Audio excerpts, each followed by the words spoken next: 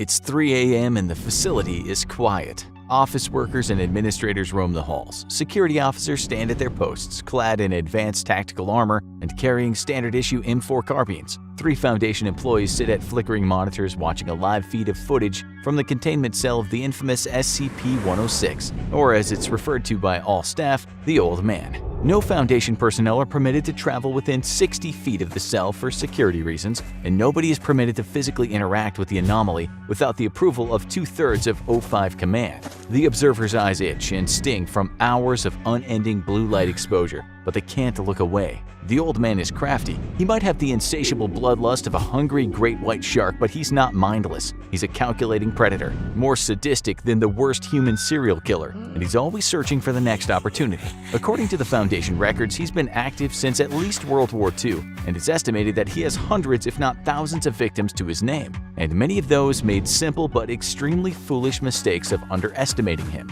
After all, it only takes a few seconds of inattentiveness and the briefest moment of distraction to give him the window he needs. To do what, you ask? Oh, don't worry, you'll find out, just like they did. The Old Man has his nickname for a reason. Most of the time, he really does look exactly like that, an old man, or more specifically an old man's decaying corpse, his body covered in rotten, dark, grayish-black flesh that looks like putrid meat. Though the creature has been observed being able to change shape, the rot seems to run too deep for the Old Man to ever hide it. Foundation employees that have observed SCP-106 for extended periods of time have reported seeing it assume the form of grinning, decayed children and women whose rotted flesh barely hangs on their creaking bones. Just seeing the images through a video feed is enough to cause a lifetime of insomnia and other sleeping issues. Still, they have a job to do and the cameras remain fixed on the Old Man. He's been completely motionless for 3 months, just sitting there like a Buddhist monk in deep meditation. A novice might see this period of inactivity as a cause for celebration,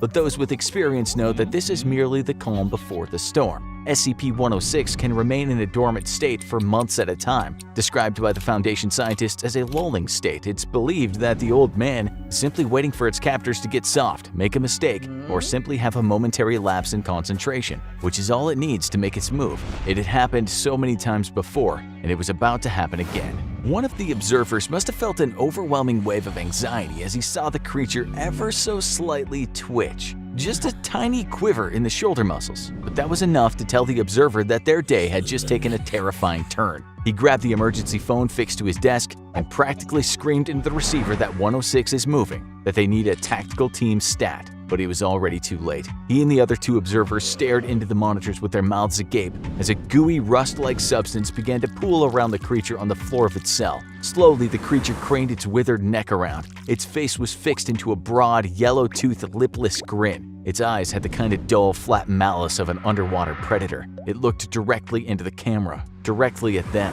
and smiled. The observers knew this was bad. Really, really bad. With what they could have sworn was a little nod, the Old Man began sinking into the rusty puddle it made on the ground beneath it, until it had disappeared entirely. SCP-106 is capable of phasing through any solid surface with ease, making it one of the hardest entities to reliably contain, and earning it a spot on the dreaded Keter class, reserved for the anomalies that are complete nightmares to keep locked up. Through the years of costly research and deadly trial and error, the Foundation would later devise ways of at least slowing the creature down. It's shown to have an aversion to lead, highly complex or random physical structures, and intense bright light. None of these cause harm to the creature, as far as we know, literally nothing can, but they'll at least buy you some precious extra seconds with which to at least try and escape. Seconds the 3 observers didn't have. One of them grabbed an emergency line again and barked into it that they had lost visual on the anomaly. Just then, the observers heard a faint crackling sound behind them and the hissing of a chemical burn. They turned in horror to see a huge rusty burn mark expanding across the wall, right next to the door, which was their only escape route. They backed as far away from the door as they could as a rotten hand began reaching out of the mass of corrosive black sludge, followed by the grinning face of SCP-106, ready to have some fun. Meanwhile, 2 heavily armed security officers, Agents Goodwin and Resnick, came charging down the corridor toward the observation rooms. It became a bleak slogan during SCP-106 escape attempts that all you need to do is follow the screams, and that motto was proven true that night, because awful things were happening to the observation personnel. They were certainly screaming about it. Of course, even with the top-of-the-line firearms, there was little they could do to harm the rampaging Old Man. He seemed immune to all forms of physical damage. All they could hope to do was keep the thing distracted until the scientists and containment specialists finished the preparations to lure him back into his containment cell. Goodwin surged forward while Resnick covered his six. Vigilance was key, as unlike a standard human combatant, SCP-106 could attack from literally any angle, including above or below. Physical obstacles were irrelevant to him, and no cover was safe. The hardened security officers could see the burn mark on the wall of the observation room as they approached. SCP-106 was perpetually coated in a thick black mucus with powerful corrosive properties that left any surfaces it touched permanently marred. Foundation scientists speculated that this mucus served as a kind of pre-digestive substance that tenderizes meat and bone alike. But to what purpose this serves is a mystery, as the old man has never been observed eating. It's postulated that the only purpose is causing additional pain. Goodwin and Resnick knew to treat this hissing sludge as a potential threat, as the corrosive properties would remain active for as much as 6 hours before finally fizzling out. The two officers shared a quiet nod before Goodwin breached the observation room door with a hard kick. The two of them surged inside, guns at the ready. In their time working at the Foundation, they'd seen some truly horrific sights. From the mutilation of D-Class personnel, typically death row prison inmates brought in for use as SCP guinea pigs, to the violence and mayhem of a containment breach. But there was nothing in their past that would ever make the horrifying sight they saw in the observation room that night feel normal. All three observers were dead. Almost nothing remained of two of them, and the third, while still intact, no longer looked human. He looked like he'd somehow been dead 100 years in the brief period that the old man had been free. His skin was gray and completely dried out, and his mouth was locked into a perpetual scream. It was a massacre, but there was no sign of the old man. Goodwin grabbed his radio and whispered, "This is Goodwin in Observation Room 6, requesting immediate backup. We have no idea where this thing," but his sentence was cut off by a sudden scream from Agent Resnick. SCP Foundation security officers are as tough as nails, the best of the best, you might say, recruited from the top military organizations in the world. So hearing one of them scream in fright is a rare, if not impossible, occurrence. But even they were forced to yell out in fear when they looked up to see the old man standing on the ceiling, grinning down at them. Resnick raised his M4 and shot a 3-round burst at center mass. SCP-106 didn't care. Even under sustained gunfire from the two security officers, it didn't flinch. The old man simply reached down and snatched Agent Resnick from the ground like it was picking an apple from a tree. The old man held Resnick in one hand and pounded its other rotten fist into the agent's body, breaking all of his bones. Resnick screamed for his partner to help him, but there was no time. Before Goodwin could do anything, SCP-106 began receding back into another slimy burn mark on the wall. Only this time, he was taking his screaming victim with him. Agent Resnick gave one more horrified scream before he was pulled backward into the inky darkness, leaving the room silent except for the burning hiss of the corrosive goo left behind. You might think this would be the end of it, but no. For poor Agent Resnick, the worst was yet to come. He was being dragged into what the SCP Foundation scientists refer to as the Old Man's Pocket Dimension, a miniature layer of reality within our own where the malicious SCP is essentially a cruel, all-powerful god. According to witness reports extracted from victims who were taken to this little nightmare realm, the dimension resembles a series of twisting, endless corridors where the old man stalks and tortures his captured victims to the breaking point, manipulating space and time to his own sadistic ends. On rare occasions, the SCP will even release its victims just for the joy of hunting, capturing, and torturing them all over again. While Agent Resnick was learning the true meaning of terror, containment specialists were mobilizing in its cell, preparing the one known tried and true method of luring the old man back, tempting it with the prospect of causing even more suffering. In order to do this, Foundation personnel take one of the aforementioned Class D personnel and begin inducing extreme pain by breaking a major bone or slicing a tendon every 20 minutes. The victim's agonizing screams are then played over the facility's intercom, acting as bait for the pain-loving old man. The screams echo through the facility's otherwise silent halls as the mutilated corpse of Agent Resnick falls from a new scorch mark on the ceiling. The old man can hear the sounds of suffering ringing out through the air around him, and he can barely contain his excitement over the prospect of a new plaything. The snapped femurs, the torn Achilles tendons, it was all too good to miss. Having had its twisted fun with the security officers and observers, SCP-106 wandered back to its containment cell, where a new screaming victim awaited. The other security officers, containment specialists, and scientists evacuated the area, leaving the old man alone with his prey. While the unfortunate Class D was left to his fate, the rest of the staff commenced cleanup procedures, which mainly involve wiping the brown and black mucus from the walls. It would probably be at least another month before anything like this happened again, and new personnel would be transferred over to the facility to replace the fallen. All in all, just another night at the SCP Foundation. I would like to here again state that 106 is not, as is commonly believed, a basic predator, on par with an advanced shark. SCP-106 is a sentient being, albeit a totally alien one. SCP-106 appears to be aware of several things beyond the scope of pure instinct and genetic memory. SCP-106 consistently breaches at moments where recovery and containment are most difficult. A fox may see his way out of a trap, but only a man will wait for his captors to look away to escape. Dr. Alok from his paper on sentience in contained humanoids. They say that patience is a virtue. If this is true, it's the only virtue that SCP-106 has in spades. The anomaly known as the Old Man had been well behaved for months, sitting cross-legged in the center of his containment chamber, his lipless mouth molded into a slight grin. The Old Man had a reptilian-like calm to him, never truly inactive, just waiting. And nobody else can wait for quite as long as him. He could go for years without so much as twitching if he wanted to. But not today. Today was special. There were no clocks and no calendars in SCP-106's cell. But that was fine. He remembered the last day they locked him back up, and he'd been counting ever since. Seconds, minutes, days, months. The Old Man had all the time in the world. And today, it was all about to pay off. October 31st, All Hallows Eve, the night when ghosts, goblins, and demons come out to play. The Old Man almost chuckled at the thought of it. What a perfect day for a containment breach. One of the Foundation technicians observing 106 from a control room monitor spilled his coffee when the Old Man got up and started walking towards the wall. Alarms went off and guards were dispatched as a large dark stain expanded on the wall of the containment chamber and 106 walked through it. Not that any amount of armed response would do them any good. The bullets passed right through 106's inky flesh as he strolled down the corridor towards the exit. He killed 2 guards and a researcher on his way out, just for the fun of it. He'd been a well-behaved creature for a long time now. He'd earned an evening of letting his purely metaphorical hair down. And when 106 decides to have a night of good fun, horror is always sure to follow.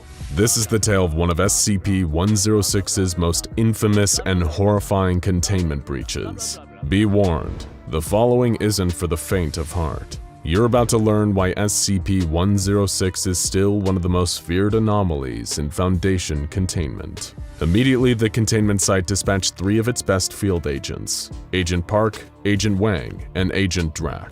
Their task was simple: locate SCP-106, minimize potential casualties, and distract the sadistic anomaly long enough for reinforcements to come and contain the creature once again. For the last several years, these agents would eat, sleep, and breathe all things 106 in preparation for a moment just like this. They'd been drilled over and over again on everything from the creature's behavior to the worst-case scenario of what to do if you get pulled into its nightmarish pocket dimension. They were as trained as a person possibly could be for this situation, and fitted with state-of-the-art Foundation equipment to boot. And yet, they were still terrified. They passed through the streets of the nearest city, where containment experts believed 106 was most likely to head after his escape. People of all ages, dressed in Halloween costumes, were out enjoying the night. Child-sized superheroes were hanging out with even smaller villains. Horror movie slashers were sharing drinks with cops and nuns. Countless candy-carrying zombies wandered through the streets. None of them had any idea of the true horror that walked among them. The 3 agents went over their training silently in their minds. 106 was intelligent, more intelligent than anyone back at the Foundation really gave it credit for. It had planned this. It knew that it could blend in among the costume monsters that were sure to be out tonight. Nobody would be able to tell the difference until it was too late. One such person was a young woman named Alice. Dressed up as an angel, her experience that night would be far from heaven sent. Her boyfriend had made the always classy move of breaking up with her right before they were supposed to head to a Halloween party, leaving her in a fit of emotional distress and embarrassment. Over the course of the next several hours, she obsessively reflected on her ex-boyfriend's audacity and lack of empathy towards her, burdening her mind and filling her head with anxiety. His last words, "I'm sorry, it's over," gradually became louder and louder in her thoughts as she stumbled in sadness away from the noise of the streets towards a thicket of trees. She was in such despair she could barely stand, and as she staggered through the vegetation, she didn't even notice the shuffling of footsteps behind her, or that they were getting closer and closer and closer. Alice tripped and caught herself against a nearby tree. That's when she noticed a sudden burning sensation on the skin of her hand. She looked up and saw that her hand was now coated in a sticky tar-like substance. Whatever it was, it seemed to be eating away at the tree, and she could hear the hiss of the corrosive liquid as it melted the skin of her hand. A twig cracked beneath her, and she turned to see the rotting old man staring at her with a malicious grin. She screamed and began to run, but the alcohol had robbed her of her coordination. She tried as hard as she could to escape while cradling her burning hand, but it wasn't enough. She felt a spike of excruciating pain rock her nervous system. The old man had reached into her back like a man operating a puppet. His long, burning fingers, dripping with corrosive grease, had melted through her skin and grabbed her by the spine. She screamed in pain, but she was too far away. Not a soul could hear her, and the only creature that could didn't have anything resembling a soul.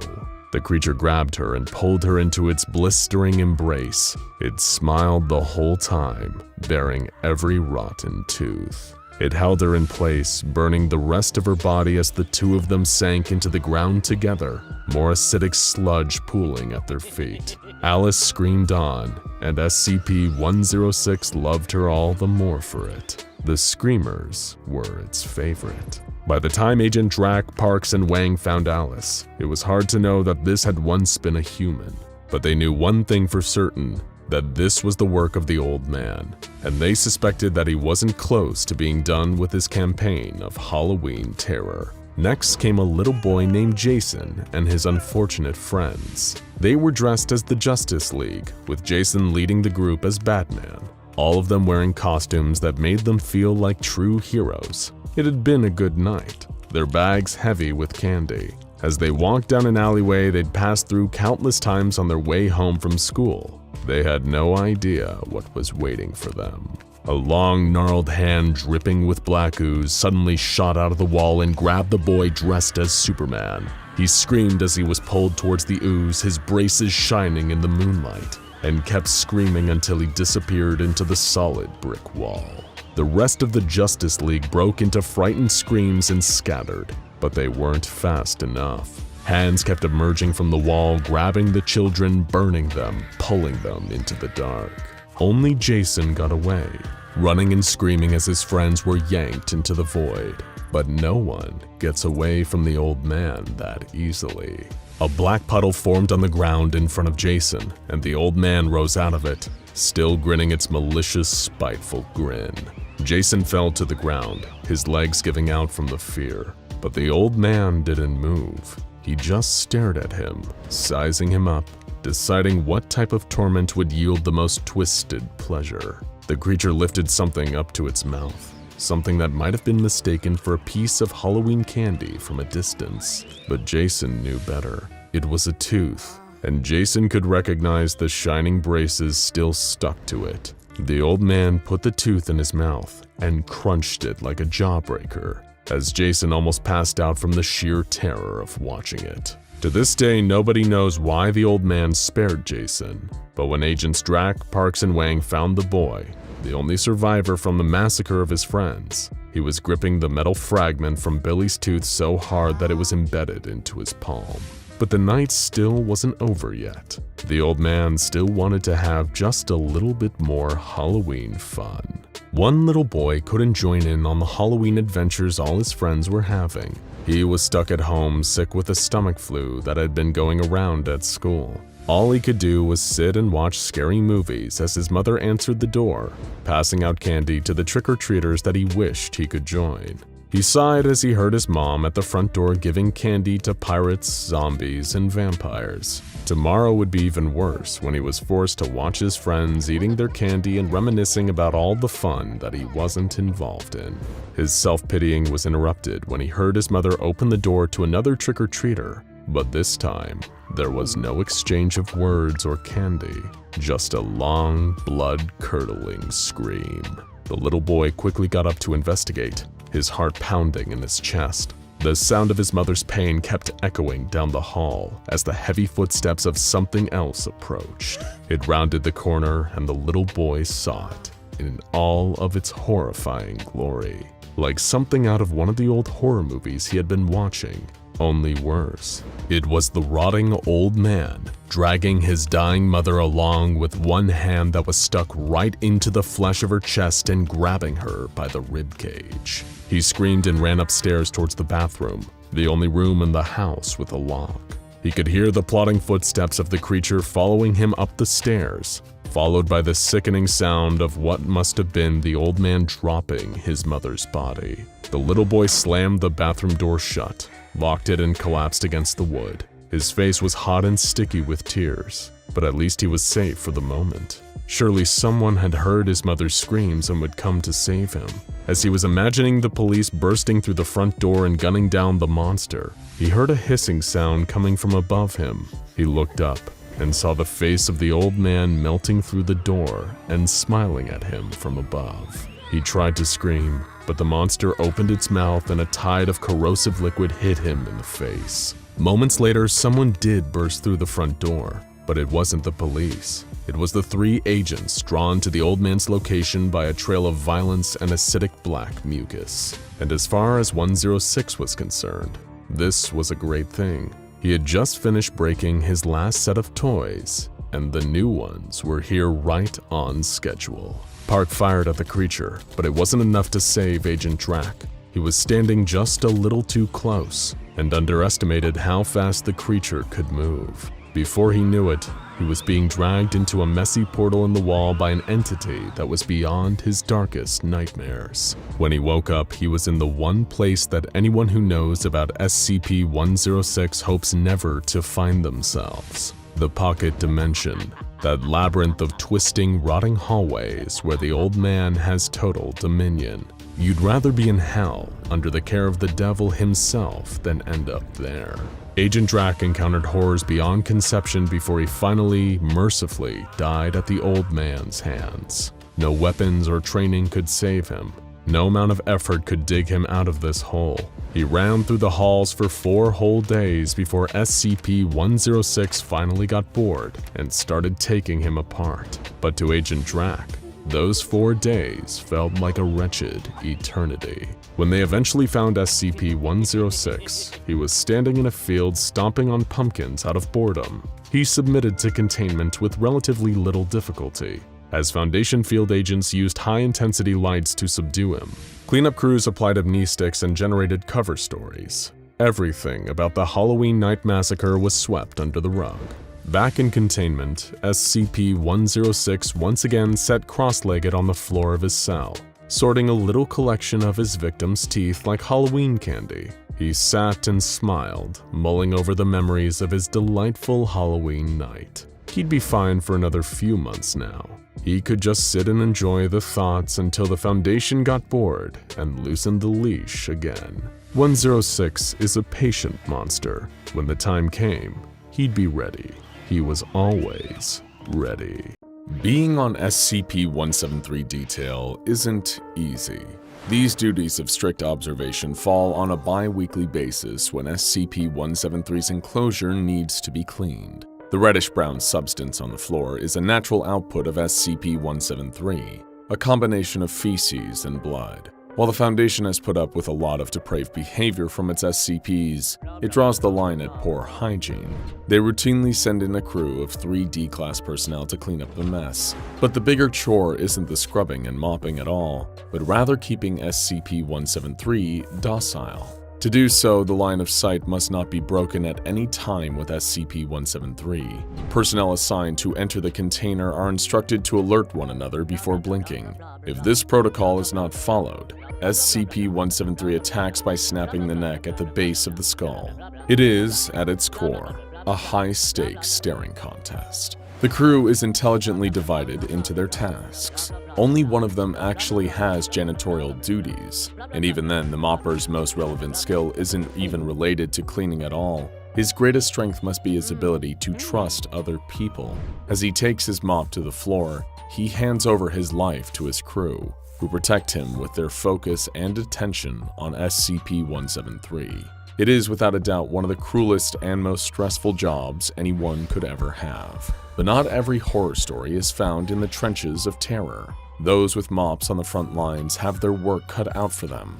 But even the researchers with their warm lab coats and boring bureaucratic obligations aren't safe from danger. This is the story of Jake Skoll, a researcher who, for reasons we will tactfully tease you with until the video's witty end, has been reassigned to SCP-173. Director Fordham brought the bad news like a bag of coal. "You're being reassigned," he said, with a slight smirk on his face, continuing to be preoccupied with his paperwork, as if this news was secondary to what he was doing right there and then. But it wasn't secondary to Jack Skoll.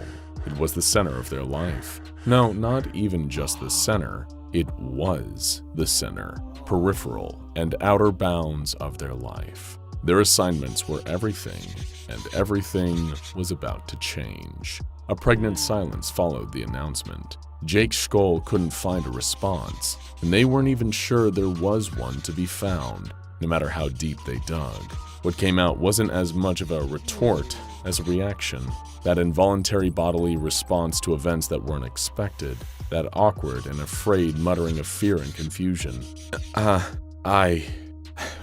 What? I'm being, I'm to be reassigned. Is that what you're saying? Researcher Skoll blinked a few times, confused. Their feet sunk into the deep forest green shag on the floor. A spectrum of thoughts cascaded through their mind as they searched harder and harder for a reason, digging deeper and deeper, only to find another treasure chest full of nothing. Is my work not sufficient on SCP? Director Fordham looked up and gave them the fixed, pointed stare they'd grown to dread over the past 6 months. Of course not, Jake. I recognize what you've done, and we want to put you somewhere I feel you deserve. And serve the Foundation, of course. We're putting you on a very important and special object. Again, Fordham gave that smirk. That damn smirk. Sure, his words and tone presented themselves as the truth, but his face said otherwise. The devious positioning of his lip suggested that there was a layer of sinister subtext to his speech. But Jake Skoll couldn't pick up on the cues. There's no room to read someone else's poker face when all of your attention is on the crappy hand you've just been dealt. Jake Skoll's eyes fell to the desk. Reassigned. The word rang like church bells. Why, God? Their work with SCP-3872 as a consulting chemist was going slowly, to be truthful, but they didn't think it was to the point that they needed reassignment. All right. Which project am I assigned to? The time between the question and the answer was the longest of Jake's life. The uncertainty felt like an eternity. Fordham tapped a few symbols accessing Skoll's profile and added an entry in their security clearance. He hastily swiped away all the other files listed and turned back to face Skoll. You have access to it now. Please get on the first plane to Site 19. Your dormitory contents are already packed up. Jake reached into their pocket to check the notification on their cell phone. SCP-3872, file removed. SCP-2593, file removed. SCP-173, file added. They turned around and walked slowly through the corridors, towards the transportation hub on the outskirts of the site. They opened the file on their phone and quickly scanned the oddly phrased report. attempting to make sense of what they were reading. Skull's eyebrows raised to the heavens as they noticed the timestamp on Containment. SCP-173 was one of the first, one of the few objects that the Foundation came to possess through some organization or another without losing its information.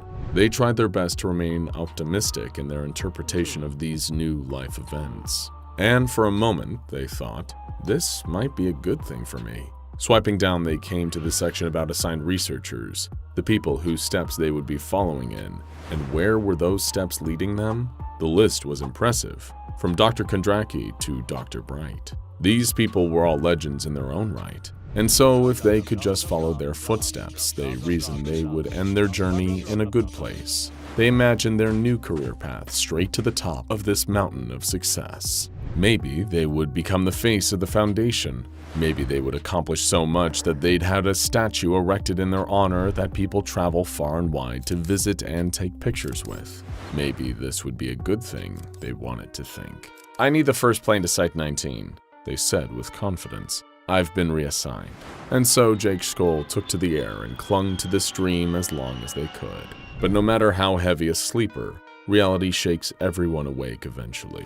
6 years later, Jake Skull could hear the years pass, but not only could they hear it, they could feel it. Their body was decaying in a way inconsistent with our biological understanding of age. SCP-173, the legendary object. The first, the original, the statue. It was chipping away at the soul of Jake Skull. It was carving a statue of its own, hacking at stone until it was nothing. And that's what Jake Skull felt like. Nothing. It was torture. When they arrived, they quickly reviewed the research materials. Every word had become burned into their memory, all 233 words of them. The additional research materials turned out to be a few scribbled pages by bored researchers. A few had made hypotheses that had all turned out to be nonsense. There was a locked filing cabinet, but every time Skull requested it be opened, maintenance told them that the control room was designated low priority, and they would get to it eventually. Over the past 6 years, Jake Skull had made 18 separate transfer requests. They wanted out, but all of them had been denied. It was as if they were in high school again, asking dates to prom and getting hit with no thank yous, feeling none of the politeness backed into their syntax, understanding only the brutal reality of the phrase, no. They were stuck here, technically a level 3 staff now, but without any rights to view or work on any other objects. They were given a promotion, but it withheld all the perks and benefits that come with it. They were stuck in a loop of pats on the back. People extended them their hand, but it was always with an empty palm, giving them nothing to hold on to but a gesture. They were assigned a staff of 4, 3 D-class, all of which were older men, and a lazy level 2 security officer who slouched in his office chair, meeting the bare minimum requirements to be considered a living human being. The D-class were all quite docile. They came in once a week, mopped the floor, mumbled "clear" to each other, and left. They lived within this exact structure. No new days became an unspoken motto. These recurring 24 hours passed slowly. If there were no clocks to prove the passing of time, they would have every reason to believe it had frozen over. But occasionally, ever so occasionally, the day would deviate just slightly.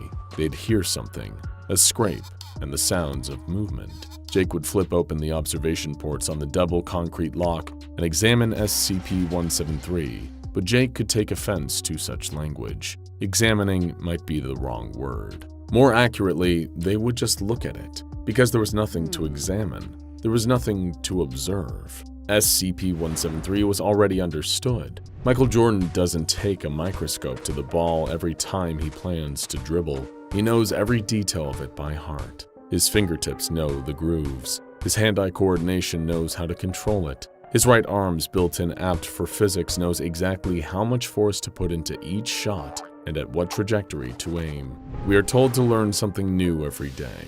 But the truth is, there comes a day when the learning stops, when we know all that we will ever know. And this felt true to Jake.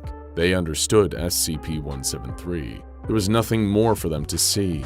It was just concrete, rebar, and some spray paint. That was it. And that was all that it would ever be. There was nothing to find, nothing to determine, nothing for the researcher to research. Their job was done, but they kept having to work it. Their identity no longer fit, but they kept having to put it on each and every morning.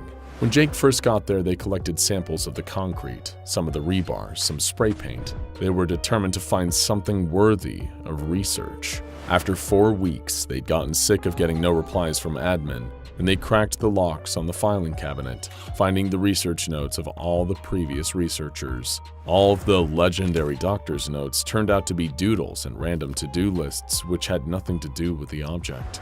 After 6 weeks, they gave up on taking samples. After 8 weeks, they brought a Game Boy. After 10, they started bringing in anything they could to pass the time.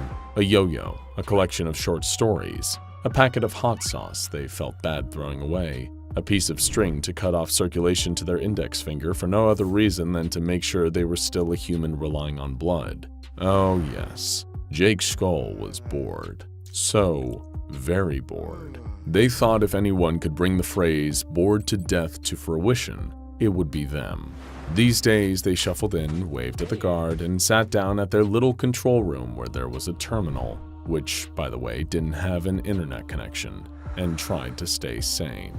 Fast forward a few years and Jake barely fit into his chair. To clarify, no, they did not purchase a new tiny chair out of boredom. They got fat out of boredom. Their life brought them no joy, and so what they couldn't get from living, they searched for in eating.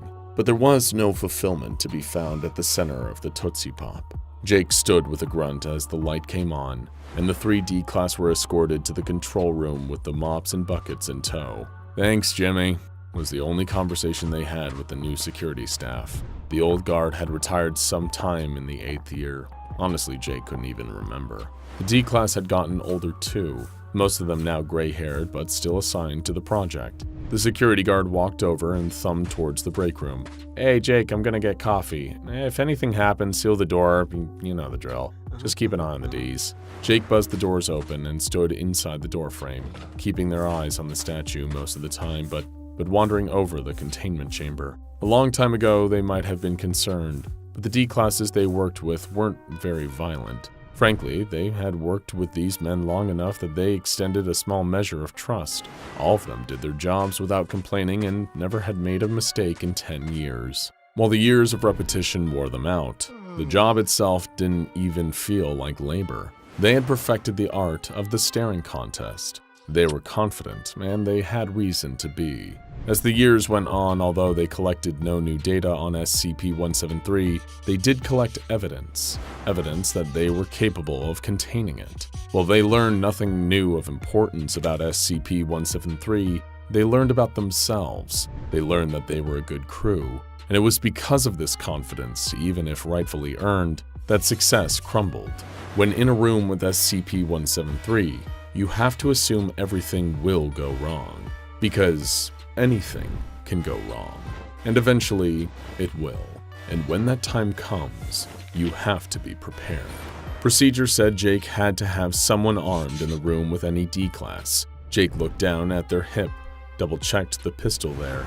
They knew how to use it, but figured he never would have to draw it. The routine cleaning began. Clear, clear, clear. It was the same old, until suddenly it wasn't. Clear, clear. Oh no. I think I'm having a snap. What? Hey, Nick, are you? Snap. Oh god, no, I don't wanna. Snap. Jake's eyes shot up as the statue stood inches away. Its green eyes stared directly into their soul. In their periphery, Jake could see the 3D class with their head turned at odd angles. Jake desperately reached out for the emergency containment button on the wall. They hadn't ever had to use it, and it was supposed to be easy to find. But of course, it wasn't. They recalled the manual saying, "Move your hand anywhere along the right-hand wall. The button takes up most of the wall. It will seal off the containment chamber and SCP-173 from breaching containment." They moved their hand exactly how their memory of the manual instructed him, but it wasn't there. There was nothing to press. There was nothing to save them. Jake's hands grew desperate and their eyes began to water. Just as they started to close, a last thought crossed their mind. Move your hand anywhere along the left-hand wall. The button takes up most of the wall. It will seal off the containment chamber and SCP-173 from breaching containment. Of course, a classic mix-up. 50-50 chances never favored the flustered. Their fight-or-flight instincts were contradicting each other. Was reaching for a button fighting, or was it flighting? They were in their head, deep in trenches of overthinking. Finally, they regained their composure. Their hand darted out to the left, and they started to push down on the button. The red of the emergency button filled their vision as the green eyes of SCP-173 slipped just barely out of snap. Director Kinsley stood outside of the meeting room a few minutes before the weekly briefing in the Site-2117 Administrative Wing. Fordham, do you remember Jake Skoll? Oh yeah, sure do. Just got a report from 19. Looks like there was a breach and they bid it. Fordham waved off a few colleagues who were about to enter the meeting room. His conversation with Director Kinsley wasn't over. He went on to tell him that he was just about to approve Jake Skoll's transfer. After all these years, Jake had been sending requests to leave SCP-173. Their wish was about to be granted, but instead they were reassigned to the grave. What a cruel twist, isn't it? That is, of course, if it were actually true. Fordham gave his patented smirk. Just kidding. The only researchers to ever get out of that post needed friends in very high places. Skoll, to his detriment, did not. So what exactly did Skoll do to deserve this? It is known that those who are sent to SCP-173 have made mistakes. If you disrespect your boss, you might be reassigned to SCP-173. If you don't follow Foundation policy, you might be reassigned to SCP-173. If you leak information to the public, you might be reassigned to SCP-173. If you are Jake Skoll, however, it doesn't take quite as much. So I will pose the question once more. What horrible thing could Jake have done? Could they have been plotting to help an array of SCPs escape? Could they have been smuggling dangerous equipment from the lab and selling it on the black market? Could they have somehow been responsible for every casualty in Foundation history? Or could it have been something much, much smaller? Like occasionally parking in their boss's favorite spot on Site-217. A lot, you must understand, which doesn't have assigned parking. SCP-173. It's a peculiar statue with a bad attitude and a penchant for strangulation and snapping necks, though only if nobody has maintained unbroken eye contact with it. Some know it as the sculpture, some know it as the peanut, some know it as probably the most important anomaly of all, considering it's the one that got this whole crazy affair started. But today we're here to ask an important question. Do any of us really know it at all? After all, its original file is hardly comprehensive. You might even venture to say it's one of the most enigmatic SCPs out there, despite its popularity. But today, we're taking a dive beneath the concrete, rebar, and Krylon brand spray paint to give you the real inside scoop on SCP-173. We've broken into the SCP Foundation archive and found 10 different important files on this infamous vertebrate vandal, and we're going to explore each and every one of them with you today. As you can expect from the Weird and Wild SCP Foundation, they cover possible pasts, presents, and futures, and some of them will naturally contradict. But that just gives you more of an opportunity to immerse yourself and compare them. We often like to believe that the real truth is somewhere in between, so make sure you pay attention to every detail throughout. So let's get this show on the road and explore our 10 documents of interest for SCP-173 in hopes of finally getting the complete story. And, of course, don't blink. Document 1. Crunch. Where better to start than the mind of the sinister sculpture itself? Crunch gives us an insight into the private thoughts of this otherwise pretty uncommunicative monster and reveals a great deal about its relationship with its favorite activity, snapping the necks of anyone who dares look away from it. In Crunch, SCP-173 speaks in very basic, broken, Rorschach-esque English, saying things like, "Room dark. People gone, can move. I happy, trapped for years, kept by a man for research, left alone in room, left to scratch at walls, left to rot and die unless needed, specimen for research, trapped by self, never seen by others, never spoken, listen but never speak, see, but never seen, made of rock when others come, free when they not look, prisoner when they look back. I hate. SCP-173 hates and resents its captors for keeping it confined. In its own mind, crunch, how it refers to the snapping of its victim's neck, is the only thing that gives its life a sense of meaning. It will continue to crunch for as long as it's contained, because thanks to the SCP Foundation, crunch is all it has left these days. Document 2. How 173 got to Site-19. This semi-origin story is one that the fans of this channel will be familiar with. While it doesn't give us any insight into why this nasty pile of concrete actually exists, it does inform us why it's currently our problem. SCP-173 isn't actually an anomaly native to our universe. However, its native dimension was destroyed by the beast trapped in SCP-2317, the Devourer of Worlds. As is standard procedure for a universe about to experience an XK-class end-of-the-world scenario, the Foundation's Department of Extra-Dimensional Affairs swooped in and collected all the valuable anomalies before the world went down the tube. One of these was, of course, SCP-173, which was vacated to Site-19 in our dimension in 1993. Do you think we would have been better off if we just left him for the Devourer of Worlds to take care of? Let us know what you think about that down in the comments. Document 3. The Black Moon. Sometimes you can be your own worst enemy. If the file on SCP-001, the Black Moon, is to be believed, the SCP Foundation may actually be behind the creation of this ornery objet d'art. Though in the Foundation's defense, it was in service of potentially fighting off a far more deadly foe, the ominous extra-dimensional being known only as the Black Moon. One attempt to stop the Black Moon from destroying the universe was known as the Key Project, which involved creating a number of items linked to the Black Moon via conceptual engineering that would hopefully nullify its effects. The objects needed the following qualities: an inability to act while under observation, a hostility towards human life, and the capacity to end conscious life if given the opportunity. Those three descriptions fit SCP-173 to a T, and it was considered the project's greatest success. However, it sadly wasn't enough to actually stop the horrific rampage of the Black Moon. The researcher managing the case, Dr. Moto, was so ashamed by the failure that he willingly entered SCP-173's containment chamber and got his neck snapped in the process. Document 4. Conclusions regarding D-173-2263 incident.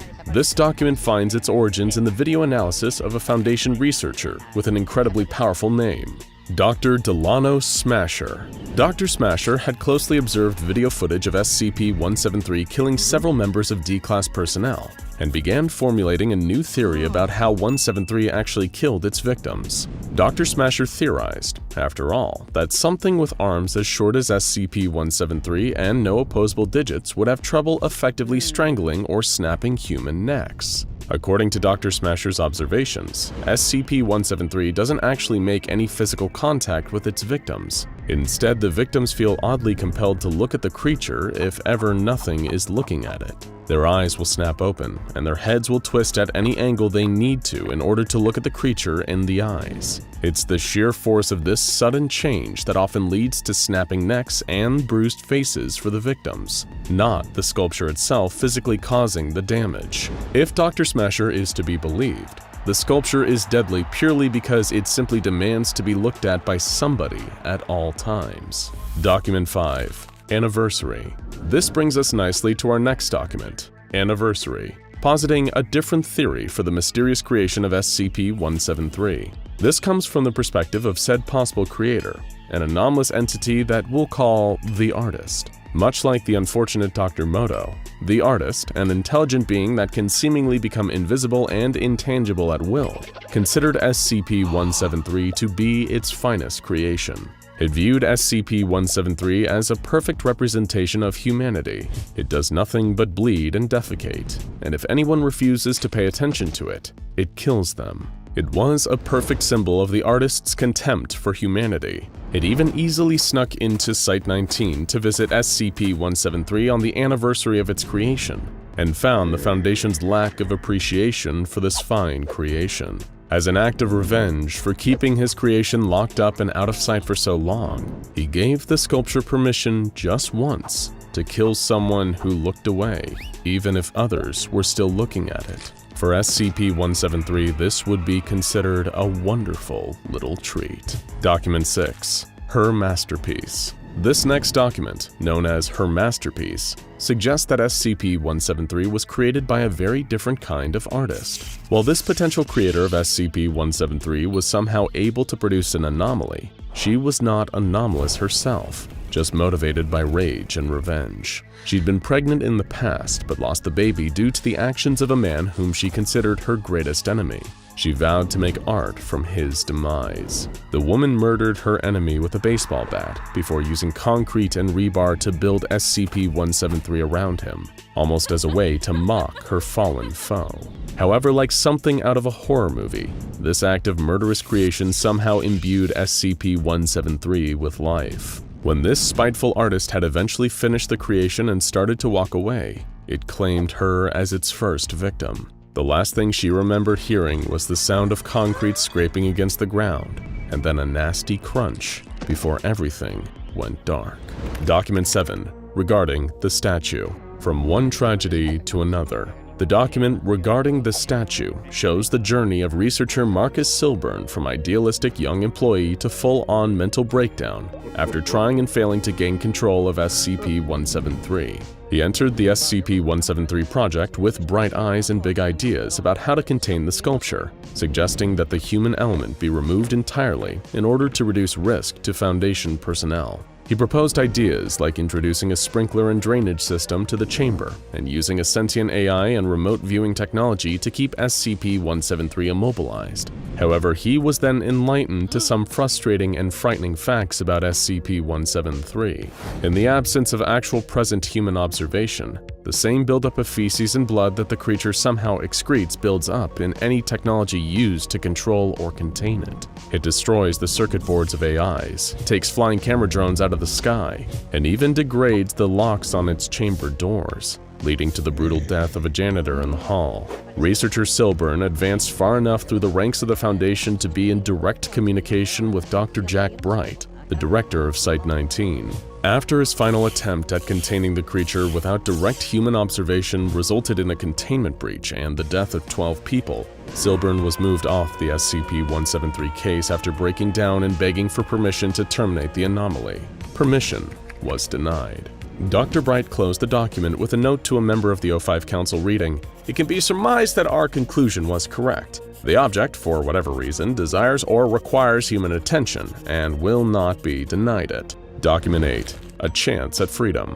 We once again return to the direct perspective of SCP-173, but this differs vastly from the perspective of SCP-173's inner monologue presented in Crunch. According to the document entitled A Chance at Freedom, SCP-173 was actually an incredibly intelligent agent of espionage, sent from another dimension along with its unknown cadet, though the cadet is heavily implied to be SCP-096. This piece details a containment breach from SCP-173's perspective, as it is shown looking down on humanity and its primitive technology. It laments the fact that it lost its weapon during the interdimensional transfer, and it seethes that if it still had its weapon, this all would have played out very differently.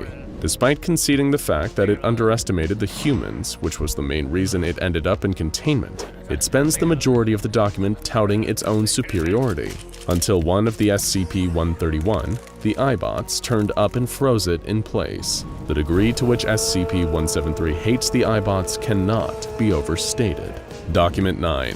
Experiences with SCP-682.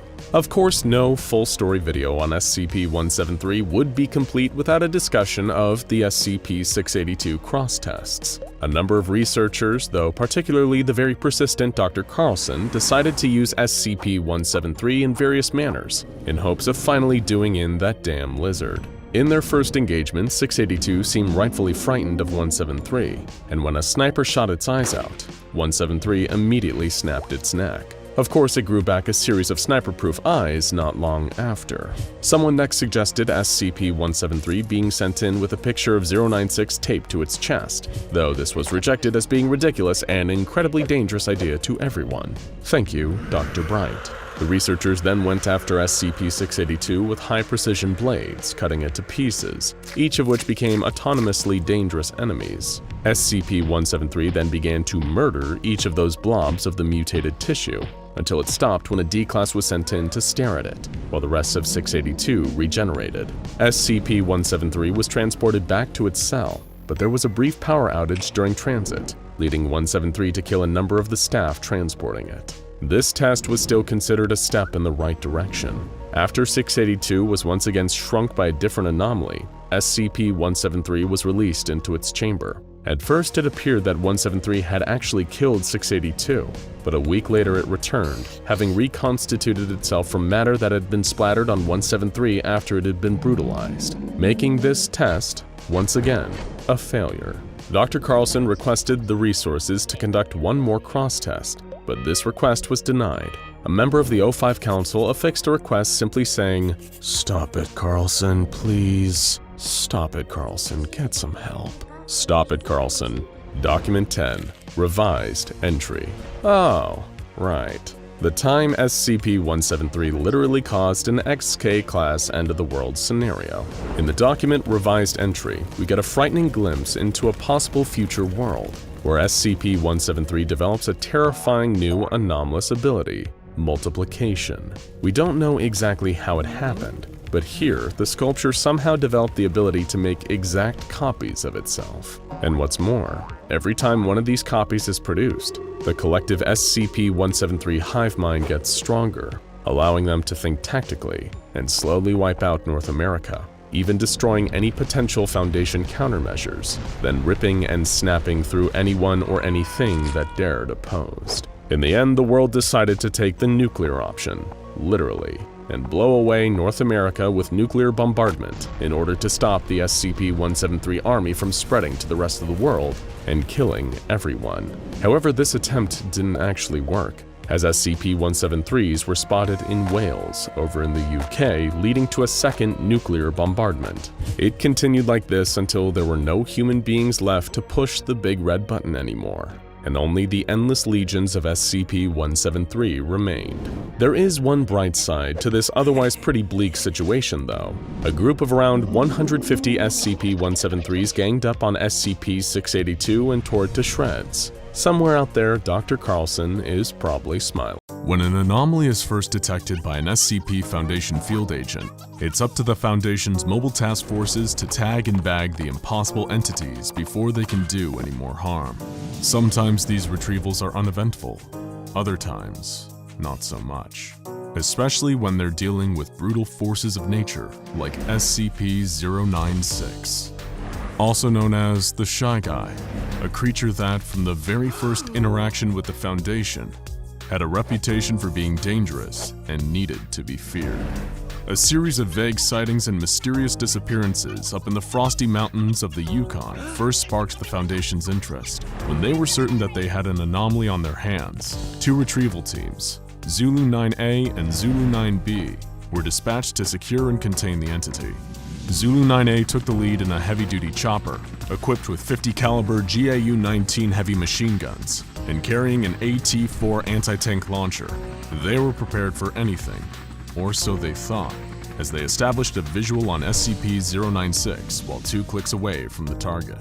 They couldn't get a clear line of sight on the creature, but it appeared to be stationary, docile, and was making no attempt to flee. Piece of cake, right? Little did they know that SCP-096 was just looking away from them. If it was facing towards them, it'd be a whole different horror story, as Zulu 9A were about to find out. The team landed their helicopter next to the creature and were shocked to see that it was completely naked, in spite of the sub-zero temperatures all around them. The creature was unnaturally thin, as though it had been starved for weeks, with bone-white skin and unnaturally long limbs. The team guessed that the creature's arms must have been at least 1.5 meters long, but its docile nature and insubstantial body mass gave the impression that it wouldn't prove too difficult to contain. That is, until they saw its face. Zulu 9A's captain was the lone survivor of the incident, as he was lucky enough to be looking away when the creature turned towards his team. The rest of the squad ended up staring eye to eye with SCP-096, and from that moment on, wasn't docile anymore. The creature began to whimper, then cry, then sob uncontrollably in a way that sounded eerily human. This sudden change in temperament startled the rest of Zulu 9A, and they opened fire on the creature. Under the hail of gunfire, SCP-096 entered a murderous frenzy and began tearing into the hapless squad of soldiers. While its flesh and organs did seem to take damage as a result of the barrage of 50 caliber rounds from the helicopter-mounted machine guns, its skeletal structure remained intact, and it continued its onslaught, tearing the team limb from limb, even after they'd blown practically all the flesh from the creature. The AT-4 anti-tank launcher proved equally ineffective at stopping SCP-096 while it was in attack mode. And it was only after slaughtering the entire team that it returned to its docile state. Nobody knows exactly what the creature did to Zulu 9A after the gunfire started, but no trace of the team was left behind. Zulu 9B touched down soon after, and with a grave warning from the captain not to look at the creature's face, they were finally able to subdue it. A bag was placed over SCP-096's face, which seemed to soothe it enough to move it to a nearby Foundation facility. Little did they know, they just obtained one of the deadliest SCPs of all time. And while it may have been under lock and key for now, it seemed inevitable that it would get out and cause more violence and chaos. Research and containment procedures for the SCP-096 were put under the command of Dr. Dan, a senior researcher at the site. It was his job to find out exactly what this being was capable of, and the more he tested, the more he realized that they were dealing with something truly terrifying. Disposable D-Class personnel were used to figure out exactly what it was that caused the creature to enter its attack mode. Just as it had during the initial retrieval mission, SCP-096 went berserk when any of the attending personnel saw its face. In this stage, it would enter a period of considerable and unstoppable distress for 1 to 2 minutes, covering its face and wailing loudly. When the period of distress ended, the creature would mercilessly slaughter every D-Class that had seen its face, and just like with Zulu 9A, no trace of their bodies would be left behind. Dr. Den was horrified and intrigued by this phenomenon. The creature killed anyone that saw its face directly, but could the same be said for indirect depictions of the creature's face, such as images and videos? Dr. Dan was desperate to find out. More D-Class personnel were brought in to test this, to frightening results. Dr. Dan found that the creature did indeed still enter attack mode when people saw pictures and videos of SCP-096's face. The creature seemed to have an innate sense of when people were viewing these representations, even when it should have had no conceivable way of knowing. It didn't matter how far away or how many barriers were in place between the viewer and the creature, the attack mode would still activate. And once it did, it seemed as though nothing could stop the creature from hunting down the one who saw its face. With all of this new data, special containment procedures were devised to keep the creature safely under lock and key. Its cell was a 5 meter by 5 meter by 5 meter airtight steel cube, fitted with advanced pressure sensors and laser detectors to ensure that SCP-096 remained in its cell without risking anyone having visual contact with the creature's face. All cameras and video equipment were strictly forbidden, and weekly checks for any cracks or holes in the containment cell were mandatory. Of course, none of this would stop the creature if anyone somehow saw its face. In order to solve that little problem, Dr. Dan would need to continue his research. To find a method of subverting the creature's deadly glance, they needed to know exactly what they were dealing with. But how could they, when even a glance at a photo or video of the being meant certain death? A potential solution was proposed, creating an artistic representation of the creature's face, something that hadn't yet been attempted. But how would they achieve such a feat? Simple. They'd procure a D-Class prisoner with some artistic talent, and they found one who had been a tattoo artist before becoming a Foundation guinea pig. Dr. Dan formulated an ingenious plan for keeping this D-Class alive for long enough to accurately draw an image of SCP-096's face. He would be placed in a bathysphere diving bell several kilometers underwater and tens of kilometers away from the containment cell where the SCP was being held. The D-Class was made to look at a photograph of the creature's face and then replicate that image in a pencil sketch. Dr. Dan first confirmed that the creature's attack mode is only activated by the creature's face, by having the D-Class look at a series of photos of the SCP's body parts, one by one, finally finishing with its face. The D-Class began drawing and even remarked on how creepy the SCP's facial features were, despite not knowing the deadly context. Meanwhile, back in its containment cell, SCP-096 sensed someone viewing its face and entered its inconsolable crying state followed by its attack mode. It broke out of containment easily and began making a beeline for the D-Class, traversing the miles between it and its prey. The D-Class didn't know it, as he locked the finished drawing into a separate, autonomous submersible, but he was already dead. As the drawing made its way up to a researcher on the surface, SCP-096 dived into the water and started swimming down towards the artist. Minutes later, the bathysphere was breached, and the D-Class was torn to shreds. SCP-096 was recaptured without issue by Surface Recovery Team Foxtrot 303A, and further testing on the drawing showed that artistic representations of SCP-096's face were in fact harmless. From this experience, we now know that the creature has a gaunt face with totally white eyes, possibly indicating blindness and a grossly extended jaw. Nevertheless, Dr. Dan was adamant that SCP-096 was too dangerous to be left alive and requested permission from the upper echelons of the Foundation to terminate the creature by any means necessary. However, the doctor's request would fall on deaf ears, until it all started with a seemingly innocent image. While it's now been redacted for your safety, the black speck inside the yellow circle was once a minuscule image of SCP-096, taken unknowingly in the 1990s by a semi-professional mountaineer. One day they were looking at old photographs when his eyes passed over the tiny speck without even noticing that he had seen anything. But SCP-096 noticed and began entering its attack mode. It tore through its steel containment unit like tissue paper, causing the release of a nerve agent that killed a number of attending Foundation staff. The monster then fled the base and began pursuing its prey, with Mobile Task Force Tau-1 in hot pursuit. Dr. Alexei, who was helping to manage the site where the SCP was contained, was in dismay over the situation. Dr. Dan was out of the country at the time, trying to discover more about the creature's origins. However, he did leave the Mobile Task Force with a new secret weapon against the rampaging Shy Guy: Project Scramble. Scramble were state-of-the-art goggles featuring a new technology created by Dr. Dan, which, using artistic renditions of 096's facial features, could detect and scramble the features of SCP-096 into an unrecognizable form, preventing the normally deadly effect of gazing upon its face. In theory, this would allow MTF Tau-1 to engage safely with 096 once its prey had been eliminated and bring it back into containment. But disaster struck on two fronts. First, the prey in question was located in a population center, creating the potential for a huge loss of life. And the second bigger problem was that the scramble technology didn't work, as stray pixels of the creature's face would reach the eyes of the task force before the internal microprocessor had time to scramble them. The mission turned into a death sentence, as SCP-096 slaughtered almost the entire task force, as well as a number of civilians in town, including an infant and its entire family. It was a monumental disaster, made even worse by a final revelation.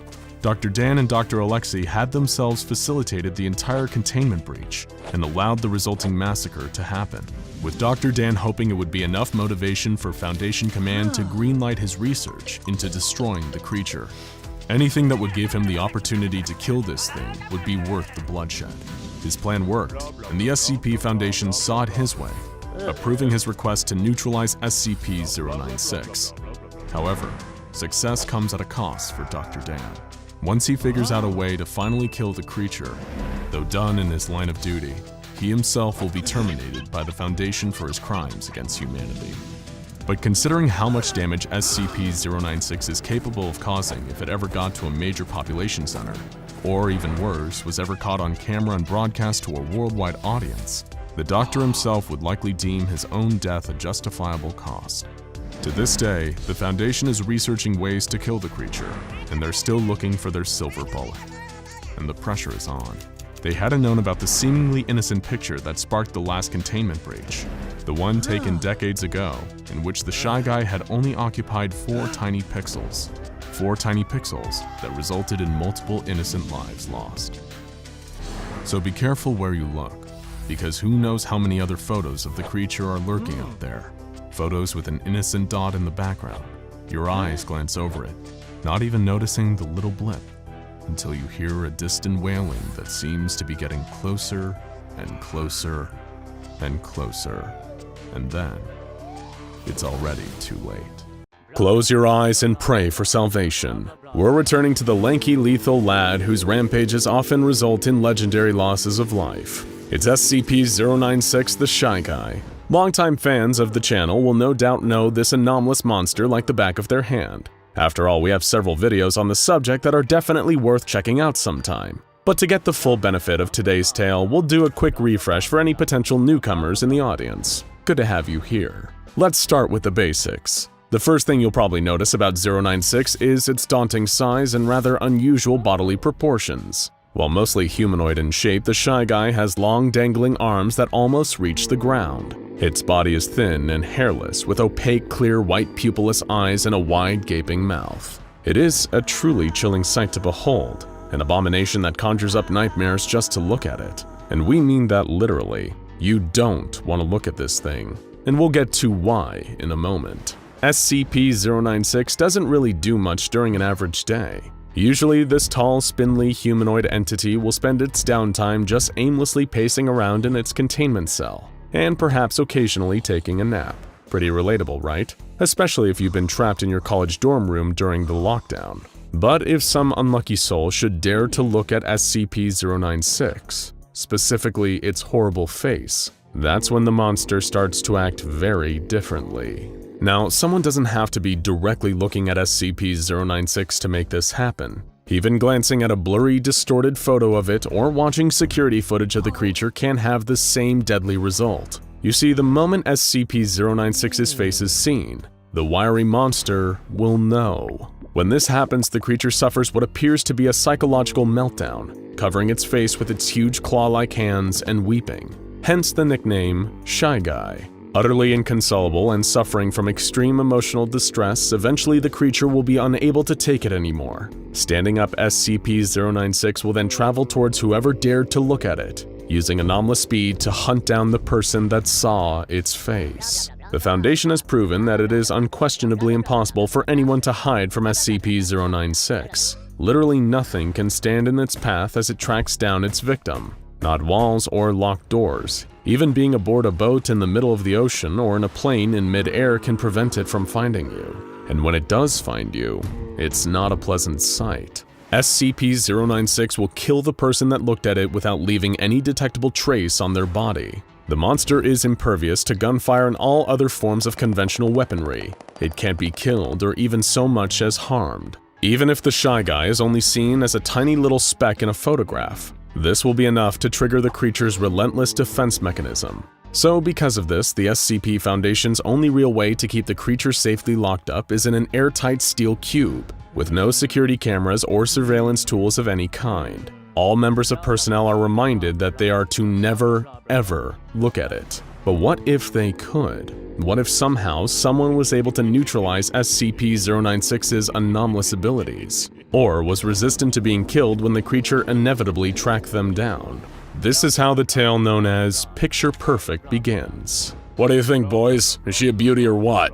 Dr. Clef proclaimed to a group of his fellow high-ranking Foundation researchers. The group looked in confusion and unease at what Clef had been referring to, namely a photograph that he just hung up on the wall of his office. A photo of what, though? Well, a 4-foot by 5-foot picture of none other than SCP-096, of course. Naturally, the other researchers shared a mixture of shock and dismay at what Clef had just done, as you would if one of your co-workers hung up a photo of a creature that could kill you just for looking at that said photo.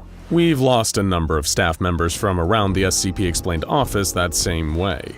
Let's just say the Christmas party last year was not that fun. Dr. Clef had long been one of the more enigmatic and mysterious scientists working at the Foundation, with the exception of the elusive and infamous O5 Council. Alto Clef was formerly an operative for the Global Occult Coalition, as well as being known to be a bit of a gun enthusiast and all-around crazy wildcard. Clef earned his own brand of infamy for his rumored practice of brutally decommissioning dangerous SCPs. And you can probably guess what we mean by that. He's the Foundation's go-to executioner and a specialist in dealing with reality-bending anomalies. Would you expect any less from an ex-GOC? Joining Clef in his office were the likes of Dr. Jack Bright, another infamous Foundation researcher. Dr. Bright, also known as SCP-963-2, was assigned to conduct experiments on an anomalous amulet, SCP-963, which resulted in his death at the hands of SCP-076, Abel. However, anomalous properties of the amulet gave Bright the ability to inhabit new bodies after his death. Specifically, anyone who also touches the amulet, which kills the host and allows Bright to take control of their body. While technically immortal, Dr. Bright isn't exactly stoked about that fact, often seeking out death and wanting to know exactly what it feels like. Also present at the unveiling of Dr. Clef's photo of SCP-096 was his friendly rival, Dr. Kondraki. While usually gruff and antisocial, Kondraki is an expert in perception-based anomalies, normally called upon by the Foundation to photograph SCPs that would otherwise be invisible or imperceivable. Dr. Cimmerian, a member of the Foundation's Ethics Committee, was also in the room as Dr. Clef proudly showed off his office's latest decoration. Perhaps the most outwardly strange researcher in attendance was Kane Pathos Crow, a scientist from the Foundation's research department who had been transformed into a Labrador Retriever after an experiment that, needless to say, went a bit awry. Crow must have been barking up the wrong tree on that one. Each of them expressed their reactions differently. Deeply exasperated, Dr. Cimmerian shook his head and began to question his recent decision to stop drinking. Meanwhile, Dr. Bright looked up at the painting with a bemused tilting of his head. He wondered if SCP-096 would come to kill him, and if it did, would it only do so once, or would the creature try again and again each time that Bright inhabited a new body? Perhaps in an attempt to look away from the photo, Kane lowered his head and covered his snout with a paw, while Dr. Kondraki hung his head in deep disappointment. The only one among the group that seemed unaffected by the sight of the SCP-096 photograph was Dr. Charles Gears, another high-ranking SCP Foundation scientist. It was Gears who finally broke the uncomfortable silence, asking Dr. Clef the one question that had been on everyone's minds: why? Clef excitedly exclaimed that the photo was meant to be in celebration of SCP-096 finally having been neutralized, and according to the scientist, they were free to look at the creature's ugly mug all they wanted. The group stared in horror at the gaping mouth, the screaming expression of the monster that had killed so many people. Not one of them shared in Dr. Clef's enthusiasm. Some, like Bright and Gears, simply argued that the picture was creepy, while others voiced far greater concerns. Kane argued that putting up a photo of SCP-096 was in poor taste, that it was massively disrespectful to all the unwitting victims that the Shy Guy had killed over the years. It was also reckless and dangerous, Dr. Cimmerian added. It had not yet been a full 24 hours since SCP-096's apparent death, and if the creature was somehow able to come back to life, it could kill every researcher in the office. By showing them this so-called masterpiece, Clef had put all of his co-workers' lives at risk. He shrugged off their concerns of the creature coming back to life, despite knowing that this was entirely possible. After all, it wasn't just anomalies and SCPs that could defy death. Most of the Foundation's higher-ranking staff were also capable of the same. Even some of the researchers in that very room had died at least once. Dr. Clef claimed that, should the worst happen and SCP-096 return to life, they could simply forget its face with amnestics. Clef claimed that they were now free of SCP-096's anomalous powers, thanks to the creature's termination. But the 4 men and 1 dog in his office with him failed to share his enthusiasm.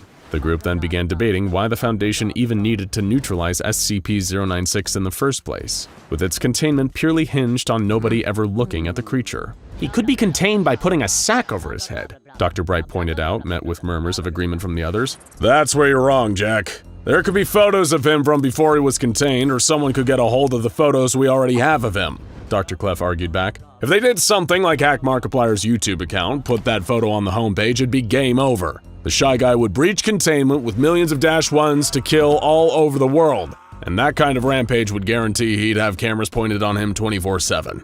Exposure would grow exponentially until the bastard slaughtered most of the civilization. As far as I'm concerned, he should have been classified as Keter from the start. But Bright argued back, stating that the Foundation had no real cause to kill SCP-096. They already had a clear understanding that the Shy Guy's anomalous behaviors were only even triggered by somebody observing it, and preventing that from happening was pretty easy. Killing the creature just seemed excessive, cruel even. Cimmerian chimed in again, saying that killing SCP-096 was something the Global Occult Coalition would do, and the Foundation still hadn't learned all they could about 096. Could someone survive looking at the creature if they were in space or another dimension? Now no one would ever know.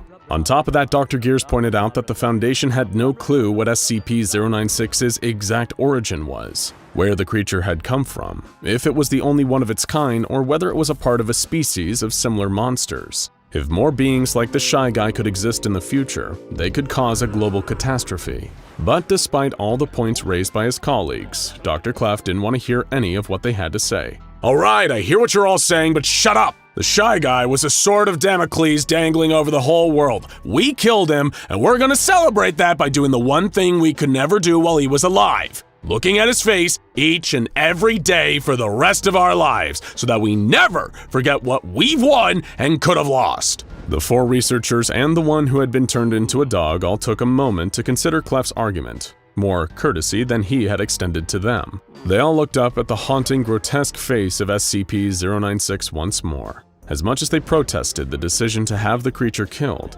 each of them secretly hoped it stayed neutralized, especially now that Clef was using SCP-096's photo as an office decoration. If the creature ever managed to come back, anyone that set foot in Clef's office and looked at the picture was as good as dead. Finally, Dr. Kondraki spoke up and threatened to resign Clef to one of the worst positions imaginable, critiquing first drafts of SCP reports by junior researchers. For a moment, Clef thought his rival was bluffing, but eventually decided it was better to be safe than sorry. As the Gun-Ho Foundation scientist begrudgingly pulled the photo from his office wall, he muttered to the group, "Oh, none of you appreciate postmodern art." Pale fists of fury pound against the inside of a metal containment unit located in SCP Foundation Site-19. SCP-096, also known as the Shy Guy, was on the verge of a containment breach. Mobile Task Force agents stood vigilantly with their weapons at the ready, making peace with whatever important gods they thought would accept their weary souls. A dent formed in the wall of the unit, and with another mighty impact from within, the Shy Guy smashed through the reinforced metal lining of its cell as if it were cardboard. Too bad for the Foundation, the 2 materials did not cost anywhere near the same amount. SCP-096 blazed straight ahead into the hapless crowd of MTF agents as if they were a set of heavily armed bowling pins. It toppled 2 of the most happily married members of the squad with a doubled lariat that shattered both of their spines upon impact with the floor. 2 company funerals in one blow. The other well-intentioned but ultimately foolish agents opened fire on SCP-096, but the Shy Guy was never known to be slowed for long by any amount of firearms. The dubious value of arming staff with so-called conventional weaponry had been a point of contention among the Foundation Budget Department, and here was the argument against in full display. In a flash of pale flesh that rivaled an albino Olympian, SCP-096 dispatched the MTF and bashed through the effectively papier-mâché walls of Site-19, escaping beyond into the great big world where some unfortunate soul had gazed upon his face. A mysterious soul in touch with the ancient world, a not-so-average man named Gary. Gary had been hiking through the mountains for several miles, peering back over his shoulder for any sign of the dreaded creature that he feared had been pursuing him. When he got on that plane to Tibet, he knew there was no turning back, other than in a literal sense. He had come to see a reclusive mystic who was said to hold the forbidden knowledge to all of the ancient mysteries in the world. I have an intuition that even my peculiar issue, a bizarre and anomalous happening, can be solved when I seek the wisdom of this truly enlightened sage. He held out the legendary dodecahedron that he found in that public park, the only artifact that seemed capable of holding the creature at bay. The strange black-suited individuals guarding it referred to the dodecahedron as SCP-184, but Gary knew better than to think numbers and labels could sum up the totality of its ancient mysteries. Whenever I'm inside a building, the dodecahedron alters the dimensions of the hallways, making it so that the creature following me is always farther away. Gary needed any amount of distance he could get from the relentless pursuer, a thing that was clearly inhuman in every way except for the fact that it had 2 arms, 2 legs, and a head. But beyond the superficial appearance of being humanoid, the monster conveyed an unspeakable degree of malice and fright in its appearance. He had seen its face in his dreams and his nightmares ever since that terrifying incident that befell him so many desperate years ago. Years of running, years of isolation, years of being confounded by ancient mysteries. During those years, he had assembled the ancient tables that had long ago been unearthed in the Superstition Mountains, which depicted a horse on one tablet and a heart on another. When the two slabs of stone were combined, the truth could be revealed. And what the truth was an ancient mystery. Of all things, Gary never expected to see a carved depiction of SCP-096, or whatever the long, pale thing that was chasing him was called. "It's that one guy," Gary exclaimed, staring at the stone carving. "It must be from this mountain or something. But who's to say? It's a mystery." That was only the beginning of Gary's travels, and every next step took him farther from the creature, but also closer to it in a metaphorical sense. The pale humanoid haunted him, and this mystic of the mountain would soon give him the answers to how to be free of it forever. He came upon a hut in the deep mountain as he expected to. Opening his third eye, Gary could sense a pervasive aura of mystery surrounding the building before him. He advanced with trepidation, for as tantalizing as the solution to his problem was, the idea of lingering mystery was perhaps more so. Gary stepped inside and saw through the hazy smoke of incense a man who could only be described as the Mystic. It was unclear whether he was young or old, but one thing was for sure. His starry robes and conical hat denoted him as a member of a secret order from the distant past. "I am the Mystic, and I was expecting you. Now I will explain everything about everything." The Mystic gestured to a grand knitted tapestry over his head, depicting an ancient or perhaps yet-to-happen battle between a long-limbed pallid giant and Gary himself. In the tapestry, Gary was surrounded by ancient mysteries, all of them powerful, all of them ancient, and all of them mysterious. He listened closely to the Mystic's words, knowing that the fated fight that he was dreading would soon take place. Mastering the ancient mysteries was his only hope of being free, but also of avenging his family. Gary had never wanted this life. Several years before, he'd graduated from college, majoring in theology and comparative mythology. With his entire life ahead of him, he returned home after completing his PhD, excited to soon enter the wonderful world of academia. It felt like such a profound victory coming back to the sleepy Massachusetts town, having gained knowledge and experience in the world around him. But he wasn't the only one in his family with that inclination. His brother Michael never had the talent for academics.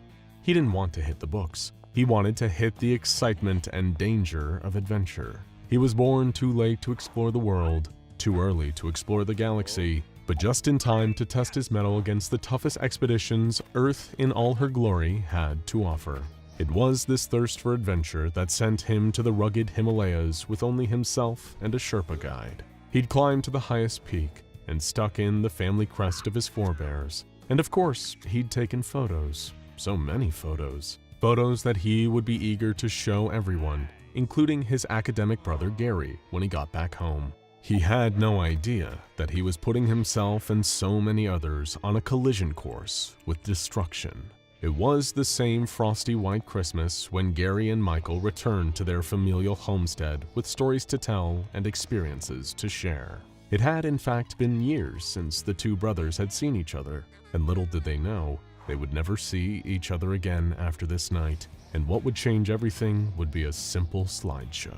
Gary understood that his family wouldn't necessarily appreciate his dissertation on the ancient mysteries of East Asia, but Michael was more than happy to share his own experiences. He pulled out the family projector, plugged in his memory card, and began to regale his family with the tales of expeditions, the Amazon, Death Valley, Mumbai, Mount Everest, and of course, the Himalayas. Photo after photo, his family found it increasingly difficult to pretend they were interested, but they did so anyway out of politeness. At a certain point in the seemingly eternal slideshow, Gary relieved himself to go to the bathroom, encouraging his gregarious brother to keep going on without him. There were another 800 photos to go through, after all. While Gary was trying to pee extremely slowly, as photos clicked through in the living room, an omen of death flashed up onto the wall from the projector. Not that any of them would ever know the danger of what they were witnessing. Not yet, anyway. The photo was a seemingly simple one. Michael standing on the slopes of the mountain, stark white abounds behind him. Only a keen eye would notice the little gray cluster of pixels nestled deep in the mountain behind him. But you didn't need to notice something in order to see it, and to see SCP-096 meant to die. It didn't take the beast long to zero in on their location, and poor Gary, who was lucky or unlucky depending on your perspective, was still pretending to pee. But if he hadn't been, he would have died with the rest of his family, as SCP-096 tore through their home like wet toilet paper and made each of the ones who had seen it disappear entirely. By the time the door opened, the bathroom was the only freestanding room in the house. He was in the ruins of his own home, surrounded by destruction and carnage, and a long, terrible being with stone-white flesh, having a bag slid over its head by men in black tactical gear. When those same men saw him, they immediately zeroed in and restrained him. He heard one of them say, "Thank God he didn't see the thing's face." What happened next, the most horrific hours of Gary's life, were just standard procedure for the SCP Foundation. He was debriefed and given amnestics, but that was when the next major mystery of Gary's life began to unfold. By some 1 in a billion chance, the amnestics did not work. He retained every memory of the terrible tragedy that had befallen him, of the monster that had devoured his life, of the SCP Foundation's unwillingness to do anything other than sweep it all under the rug. If he wanted his revenge, he would have to get it himself. That's when his degree in theology and comparative mythology came in handy. It was essentially a degree in ancient mystery, and perhaps those mysteries would be the key to defeating the monster that had ruined his life. It was this plan that he'd spent all these years putting into motion. When SCP-096 came tearing through the foliage onto the mountaintop, Gary was waiting. Tapping into the mystical arts that had been bestowed upon him after solving the puzzle that adorned the Shepherd's Monument, Gary manifested a sturdy prison of gravestone around his gaunt and fearsome foe. The stone would not hold the creature forever, but its forbidding weight and severity would give Gary time to prepare his next countermeasure.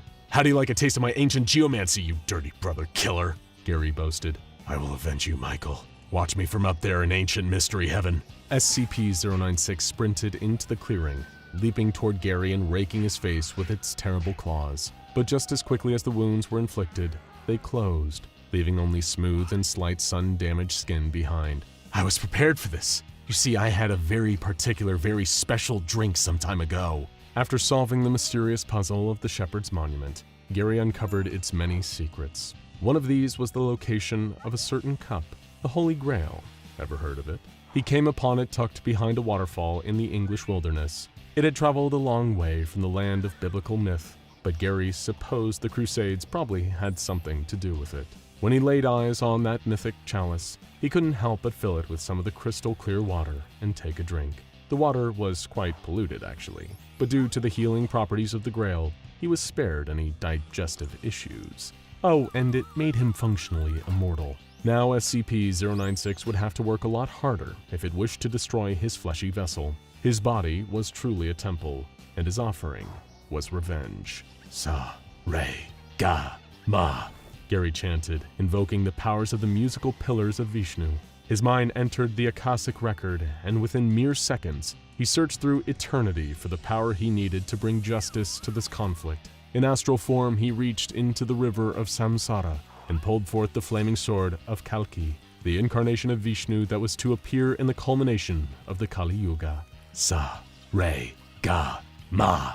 Back in the physical realm, Gary was now wielding a Movanic celestial blade of pure cosmic divine flame. He brandished the holy arm and pointed it towards his gruesomely elongated foe. He braced as it approached and swung with all of his might, rending a wound in SCP-096's chest and setting it alight with the white-hot intensity of the universe itself. "It's a good day to do what must be done by me and avenge my family! With the sacred and undying light of Lord Vishnu in my hand, I will bring the Kali Yuga crashing down upon you!" Like a pair of samurai warriors locked in a cinematic standoff, Gary and the Shy Guy charged towards each other, and each delivered a brutal and flashy attack. They moved a few paces past each other, then stood there like a pair of wondrous monuments. A moment passed, with no indication of who would fall first. But then the Sword of Fire did its job, burning up the body of SCP-096, and causing it to fade away into ashes. Gary dropped to his knees, and the sword vanished from his hand, back into the depths of the cosmic ether where it returned. "I did it," said Gary, before he collapsed onto the ground. The fatal results of the wounds that had been dealt by SCP-096 took its toll, and Gary could feel himself slipping out of the mortal coil. He closed his eyes, content to leave the world behind if it meant that he had defeated his anomalous foe. On the other side of the cosmic divide between life and death, Gary met his brother, who had been waiting there in the Well of Souls next to the River Styx. Gary was happy to see Michael again, and expressed great interest in ascending together to the higher plane. But Michael shook his head. "No, Gary, it's not your time yet." Michael spoke in astral form. "There are mysteries you have yet to solve." Gary's eyes bulged with disbelief. He realized that his brother was right. While the infinite majesty of Nirvana had its charms, the world he was about to leave behind was still filled with so many unknowns, and he could not truly rest until he had unearthed the mystical answers behind all of them. When Gary opened his eyes, he was lying on the side of the mountain, a few feet from the ashes of SCP-096. He looked at the dodecahedron, his closest companion, and smiled. The SCP Foundation's hallowed halls have been the site of many great and puzzling mysteries, among them being, who was the true creator of SCP-173, the neck-snapping sculpture? What are the secrets that Dr. Alto Clef is keeping about his past? Who are the true 7 children of the Scarlet King? Who was SCP-106 the old man before he got all nasty? And of course, what is the true nature and origin of SCP-096? The violent, terrifying, and incredibly withdrawn Shy Guy. It's a question so great that we knew even our experts here at SCP Explained couldn't take on the mission alone. That's why we pooled the resources of you, the loyal viewers of SCP Explained, to find the answer. We made a community post asking for your personal theories on how the Shy Guy came to be, and you didn't disappoint, sending in a cavalcade of curious conjecture that we just can't wait to explore. So let's hop right in and see what all of you had to say. Here is Puffy Shade's theory. He was a lost British D-Class named Martin McGregor on a risky experiment in Colombia regarding SCP-1290. A D-Class prisoner was teleported to an unknown mountainous location after a malfunction in the device. He stayed there for 37 hours before dying of his bullet wounds from being shot by foreign soldiers. Wherever the D-Class was teleported to was a foreign country not welcome to outsiders. As we know, there have been some SCPs that have escaped the grasp of the Foundation. The Foundation has located them, but never been able to see or capture them. Continuing with the story, it is speculated that one of these entities that is still undiscovered had the power of necromancy. They brought the D-Class back to the mortal world, but in an immortal form, to terrorize humanity forever. The entity brings humans back to life as supernatural beings, their powers being determined by their former personality. The resurrected D-Class was always shy, self-conscious of his unattractive face. As you can probably guess, this resulted in the birth of our good old friend, Shy Guy. Certainly a fascinating direction to go, with a basis in recorded anomalous activity. And much like a few other anomalies originating from D-Class personnel such as SCP-2419, the Laughing Men, and SCP-4973, the Dead Men Walking, it would feel oddly satisfying to see another one of the Foundation's greatest mistakes become one of the gravest threats. Here is Diamond Star Lemon's theory.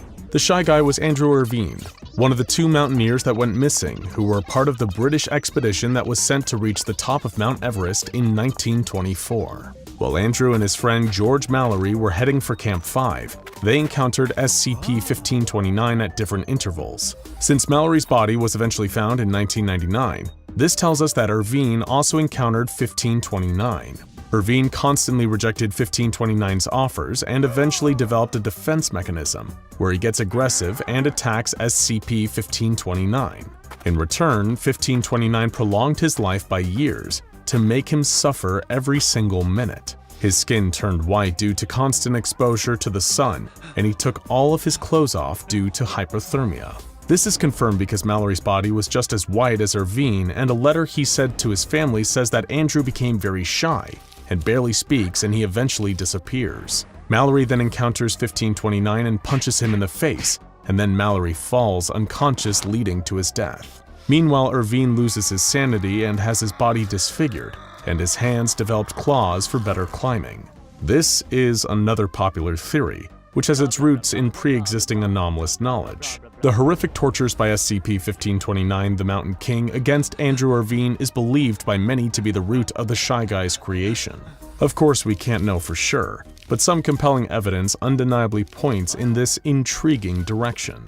Here is number 1 Tryhard's theory.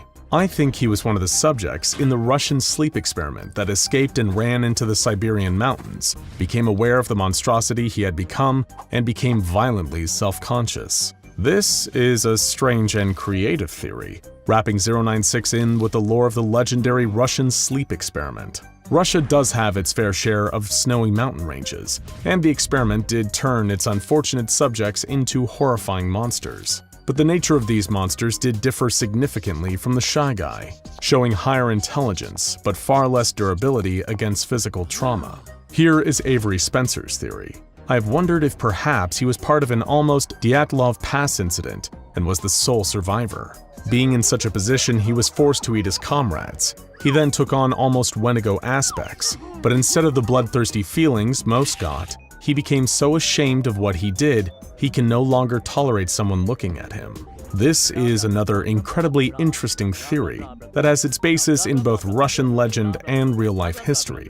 There have been a number of events in the snowy mountains of Russia, much like the Dyatlov Pass incident, which have left high-altitude tragedies in their wake. One of these traumatizing its victims to the point of them turning into an anomalous creature like SCP-096 definitely doesn't seem out of the question. Here is Kriakol's theory.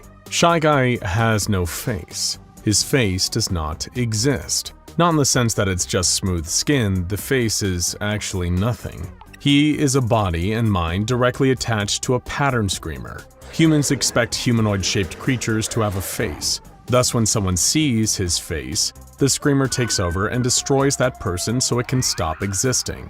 His body has changed over the years to facilitate eliminating people who see the face more effectively. This is why he wants to disappear in the desired camera, finish being nothing, so people stop filling in his face. A way it could have happened is an incomplete encounter with 3930. The one who became the Shy Guy leaned in and just his face ceased to exist, though he probably would have already needed some anomalous traits to survive that. This is another extremely original and interesting theory based in pre-existing anomalies. Of course, there's no real way to prove that SCP-096's face isn't a pattern screamer, given that to look upon it is to court death, so we may just need to take your word on this one. Here is Lensatag's theory. Perhaps 096 is an alien from a planet or dimension that's completely dark, where being seen is a death sentence because of the local anomalous fauna. He somehow wound up in our universe. Perhaps 096 is cursed that whoever sees him will eventually transform into something much worse, or become a portal into a dark dimension. And he does us all a favor by eliminating these people before that can happen. Another 2 extremely interesting theories, both of which could potentially hold water. They seem consistent with the fact that SCP-096 takes no pleasure in the killing of its victims. It only seems to be doing it out of the sense that it feels compelled into action. Here is Chill Me's theory. He could be the physical embodiment of the feeling of body dysmorphia. Another very valid theory, given SCP-096's general temperament and caustic reactions to being perceived in any way. Here is Renan Roman's theory. What would happen if Dr. Bright looked at SCP-096's face? I mean, his host would certainly be killed, but what would happen as soon as Dr. Bright picks another host? Would SCP-096 instantaneously charge at the new host and kill it as well? An interesting theory, and one that we've explored ourselves on videos concerning Dr. Bright before. It's another good reason that this particular scenario should be placed on the Dr. Bright is not allowed list. Though, even though Dr. Bright does occasionally beg for death, this is one horrifying recursive fate that even Jack himself probably wouldn't enjoy. Here is Hongai's theory. From what I heard, there are 2 theories. One was that he was a mountaineer that survived an encounter with the King of the Mountain and had to adapt to the mountain to survive both from him and the mountain itself, or he's actually one of the children of the Scarlet King. While we've covered the Mountain King theory, this Scarlet King theory is all new. Could SCP-096 be a child of the terrifying Scarlet King? He's certainly destructive, but perhaps he lacks the true knowing malice, the sadism, that make the big red armored lunatic proud. He certainly doesn't have an abject hatred of a 682. Here is Claude Katz's theory. I wouldn't be surprised if he was a species and came to be that way as it is perfectly hidden. They blend in with the snow, and if anyone saw its face to know it was there, they couldn't document it for obvious reasons. This is an interesting and terrifying concept. A whole species of Shy Guys. This is another good reason to ardently fight against climate change. If all the snow melts, there will be nowhere for them to hide anymore. Here is Dan Wolf's theory. The idea of if a tree falls and no one is around to hear it is his origin. He is the physical manifestation of all the energy of all the things unseen. The sound of a falling tree, the transparent skin of fish in the abyssal zone, development on Half-Life 3. All these things exist, but they do so unseen. Shy is physical manifestation of that metaphysical energy. He didn't exist until he was seen, thus he came to be. Existing is painful to him, so he kills anyone who sees his face, the thing we as humans use to identify one another, in a hope to be unrecognized and unknown to eventually no longer exist. This is a fascinating theory. Our one question is how he could ever be seen if, by definition, he is an avatar of the unseen. What would cause these lapses in non-existence? It raises an interesting metaphysical quandary in and of itself. Here is Jonathan Collier's theory. The Shy Guy is a creation of the Plague Doctor, who engineered him in the French Alps. He began as a human, but the Doctor's process mutated him into his current form. He designed him to destroy the pestilence, but he was infected by it somewhere in the process. This means that whenever someone sees his face, they catch the pestilence. His programming can allow this, so he is forced to destroy whoever sees him. The Doctor's programming was incomplete when he was corrupted, so he only hunts those that he has infected with the pestilence, not all that the Plague Doctor deems infected. His indestructible form is a combination of the Plague Doctor's tinkering and treatments, as well as the Doctor potentially incorporating DNA from other anomalous creatures, such as 682, which did visit France in Lord Blackwood's tales. The Doctor likely kept the DNA in reserve for his ultimate device to destroy the pestilence. However, it failed and led him to releasing the Shy Guy to roam the mountains, traveling eventually from the Alps to the Himalayas where he was discovered. The creature cries as it kills its victims because of its human beginnings, and its apparent anxiety is likely the lingering emotion it felt before it was transformed, leading to it being repeated for the rest of its existence. We love the Plague Doctor here at SCP Explained, so we're always happy to consider fun potential crossovers featuring him with some of our other favorite anomalies. The one thing working against this theory is that 096 is an uncharacteristically effective creation for the Plague Doctor's standards, most of which are janky, disfigured zombies. Sorry, 049. Here is Devin Linder's theory. I always felt like 096 was possessed by an evil spirit that lives in the frost, essentially the original native story of a Wendigo. It just all makes sense. Deformities and strength, lives in the cold, hunts and kills people. I don't know if there's anything about looking at a Wendigo in the original stories though. The Algonquin myth of the Wendigo certainly does have some similarities to SCP-096. However, it has a little more in common with another anomaly, SCP-323, the Wendigo Skull, which forces its wearers into spontaneous acts of violence and cannibalism. Though if ever 096 found itself wearing the Wendigo Skull, we'd all be in terrible trouble. Here is Epic Kitty 101's theory. Not really a theory, it's just what I want it to be. I believe that 096's actions are derived from trauma. It could very well be a species and might be a different version like albino, so whenever someone looks at its face, it feels as though that person was so inconvenienced by its looks, it wants to kill them, because he thinks they hate him now. He believes he isn't good enough for anyone's standards. We can all relate to that feeling now and then, and the hysteric crying and wailing of SCP-096 undeniably suggests a level of psychological trauma. One thing we know for sure, it definitely inflicts trauma on the rest of us. Here is Lemon Demon Dangeropa's theory. Hear me out. When day breaks was actually a primitive event, and the Shy Guy was the result. Without any people to go around for the next several millennia, the Shy Guy grew fond of the lack of company, ultimately turning him into the person or monster he is today. This is a fascinating one. However, there is some pre-existing evidence, such as the tale Unexpected Light, which we've covered in a video on this channel, that suggests SCP-096 survived into the reign of SCP-001 when day breaks, though sadly according to that tale, he didn't survive beyond it. Here is Andrew Colin's theory. I have a theory he was born with some deformities and super strength and was mocked for it. As he grew older, the deformities grew more noticeable. So maybe the years of trauma and abuse or whatnot could have caused him to self-isolate and attack violently against anyone who sees him. This definitely reflects the internality that many people believe SCP-096 has, a frightened, insecure creature, spiting its own creation and anyone unfortunate enough to look upon it, though we'll never really know how exactly it got there. Here is Stripey Socks 101's theory. He could have been one of the SCP-1000 instances, but born hairless and unable to think, so was abandoned by its parents. Another good cross-anomaly connection. However, 096 is significantly more durable than any member of SCP-1000, as well as having far more freakish proportions, so it's unlikely to have any real relation to this advanced species of apes. Here is Blue Iblis's theory. Well, based on his height, his reaction to his face being seen, and how quick he is, SCP-096 is literally just an IRL Enderman.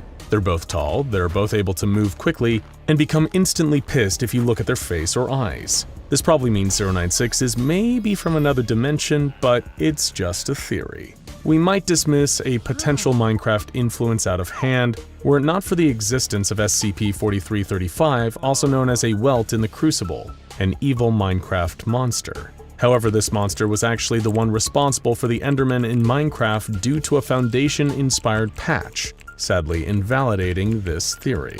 Here is James Bevan's theory.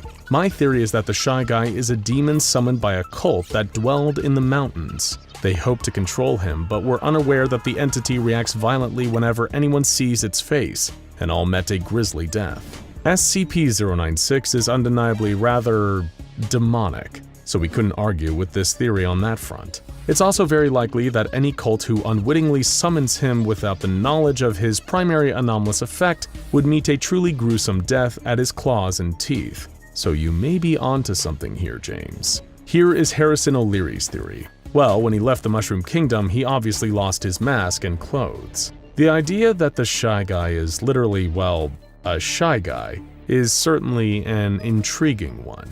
Though how 096's long, gangly body could fit in those tiny, compact outfits is an open question. If only researcher Mario and researcher Luigi would take some time off of their extremely busy schedules to help us out with that one. Oh no! Oh, not Luigi time. Here is Roninsky's theory. He was a very handsome man who was experimented on, and now goes into violent fits of rage when people look at his now disfigured face.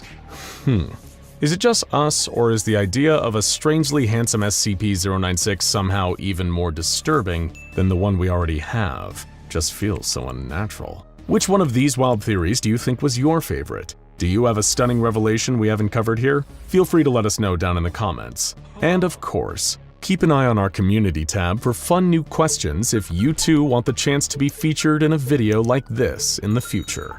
When you reach a certain level of wealth, you start to feel like nothing can touch you. You spit sunshine and crap gold. At least that's been my experience. Can't imagine any of you can relate. But please allow me to explain how it feels when there's 3 commas in your bank balance. I know time is money, but don't worry, I'm good for it. Or at least I thought I was, before that night. Point is, the more money you get, the higher you climb that golden ladder, the stronger the feeling of security gets. Money can't buy happiness, or so the saying goes, but trust me when I say that it can buy everything else. And that's pretty close. That's right.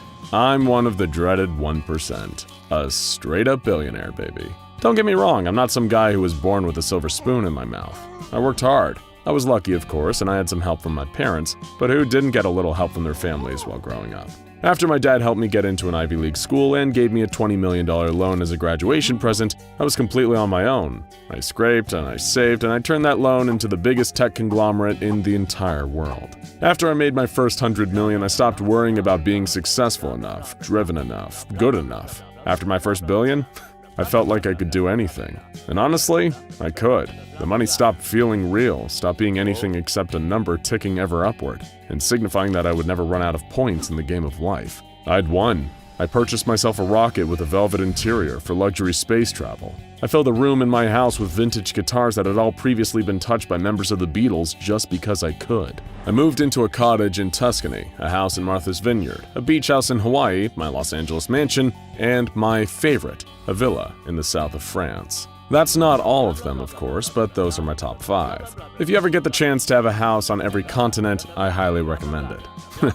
Just kidding, I know most people won't get the chance. But maybe if you're lucky, you'll get an invitation to one of my legendary parties. If you're luckier than lucky, you'll find yourself with an invitation to my annual costume party. It is an incredible spectacle every year, and this year was no exception. Picture it. Me, my beautiful wife, an international supermodel, thank you very much, and a few hundred of our closest friends gathered at my house nestled right up against the French Riviera. The theme was Masquerade Ball, and the dress code was strict. No one would be admitted without a mask or attire elegant enough for the party. Inside, what greeted them was nothing short of absolute opulence. I instructed my party planner to spare no expense. The ballroom was outfitted with a massive Swarovski chandelier, thousands of candles lighting the room, flames sparkling in the crystal and filling the room with warm light. In the corner, a string quartet borrowed from the National Opera of Paris played next to one of the 6, count them, 6, champagne fountains. I commissioned a portrait of me and my wife dressed to the nines and wearing our masks, and hung it in the entryway to greet my guests. In the dining room, guests could sit down to a feast fit for Louis XIV. Complete with 30 courses including pheasant, pâté, poached pears, whole roasted boar, and other dishes inspired by the Palace of Versailles. For partygoers with more modern palates, the molecular gastronomy room was open with a chef on site to serve flavored foams and vaporized cocktails. Or those who wanted to stick to the ballroom could enjoy the passed-around hors d'oeuvres. But really, why choose? If they wanted, they could have a bit of everything, or a lot of it. Money was truly no object. The party was going great. I was wearing my favorite suit, which cost more than most people spend on a house, and a custom-designed mask made from hundreds of black and white diamonds, with a few red diamonds thrown in for a pop of color. And because they're the rarest variety of diamond in the world, the more you know, right? My guests had all arrived, and guards were stationed at all entrances to make sure no party crashers tried to make their way inside and take advantage of my hospitality and generosity. So imagine my surprise when, long after the guest list had been completely checked off, a mysterious figure swept in and interrupted everything. My wife elbowed me in the side as I was helping myself to some beluga caviar. "Who is that?" she hissed to me, tilting her head towards the doorway at the other end of the ballroom. I turned, expecting to see a foreign dignitary or an oil baron she had forgotten the name of, but instead I saw something much more bizarre. There, standing like a shadow in the room full of silk and gold, was a person dressed in thick black robes. They were wearing a mask, but it was unsettling to look at. Intense, dark eyes peered out of the pale ceramic that tapered into a long, pointed beak. I dimly remember drawings of medieval doctors wearing masks like those as the Black Plague decimated Europe.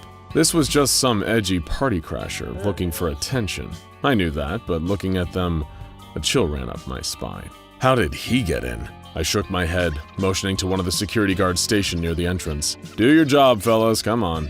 Rob, my beefiest guard, got the signal and approached the crasher. I took a sip of my drink, eager to watch this wannabe cool guy get booted from my world. He watched Rob come closer as he stood completely still, little black eyes unblinking. What was this guy's deal? He reached out one black-gloved hand and touched Rob's throat with one finger. As soon as the stranger touched his skin, Rob dropped to the ground unmoving. He was all the way on the other side of the room, but somehow I just knew he was dead. As soon as Rob fell, the party came to a screeching halt. My wife screamed and tugged on my arm, but I couldn't take a step. I just watched frozen in place as the stranger in the plague doctor mask pulled a syringe from a pocket in his robes and injected something thick and black into Rob's corpse. What had just been a mound of dead flesh began to thrash around, hands grasping at nothing, legs kicking, and something that looked like Rob, but was definitely not him, climbed to its feet. It had his face, his body, but its eyes were hollow and dead. There was no light behind them.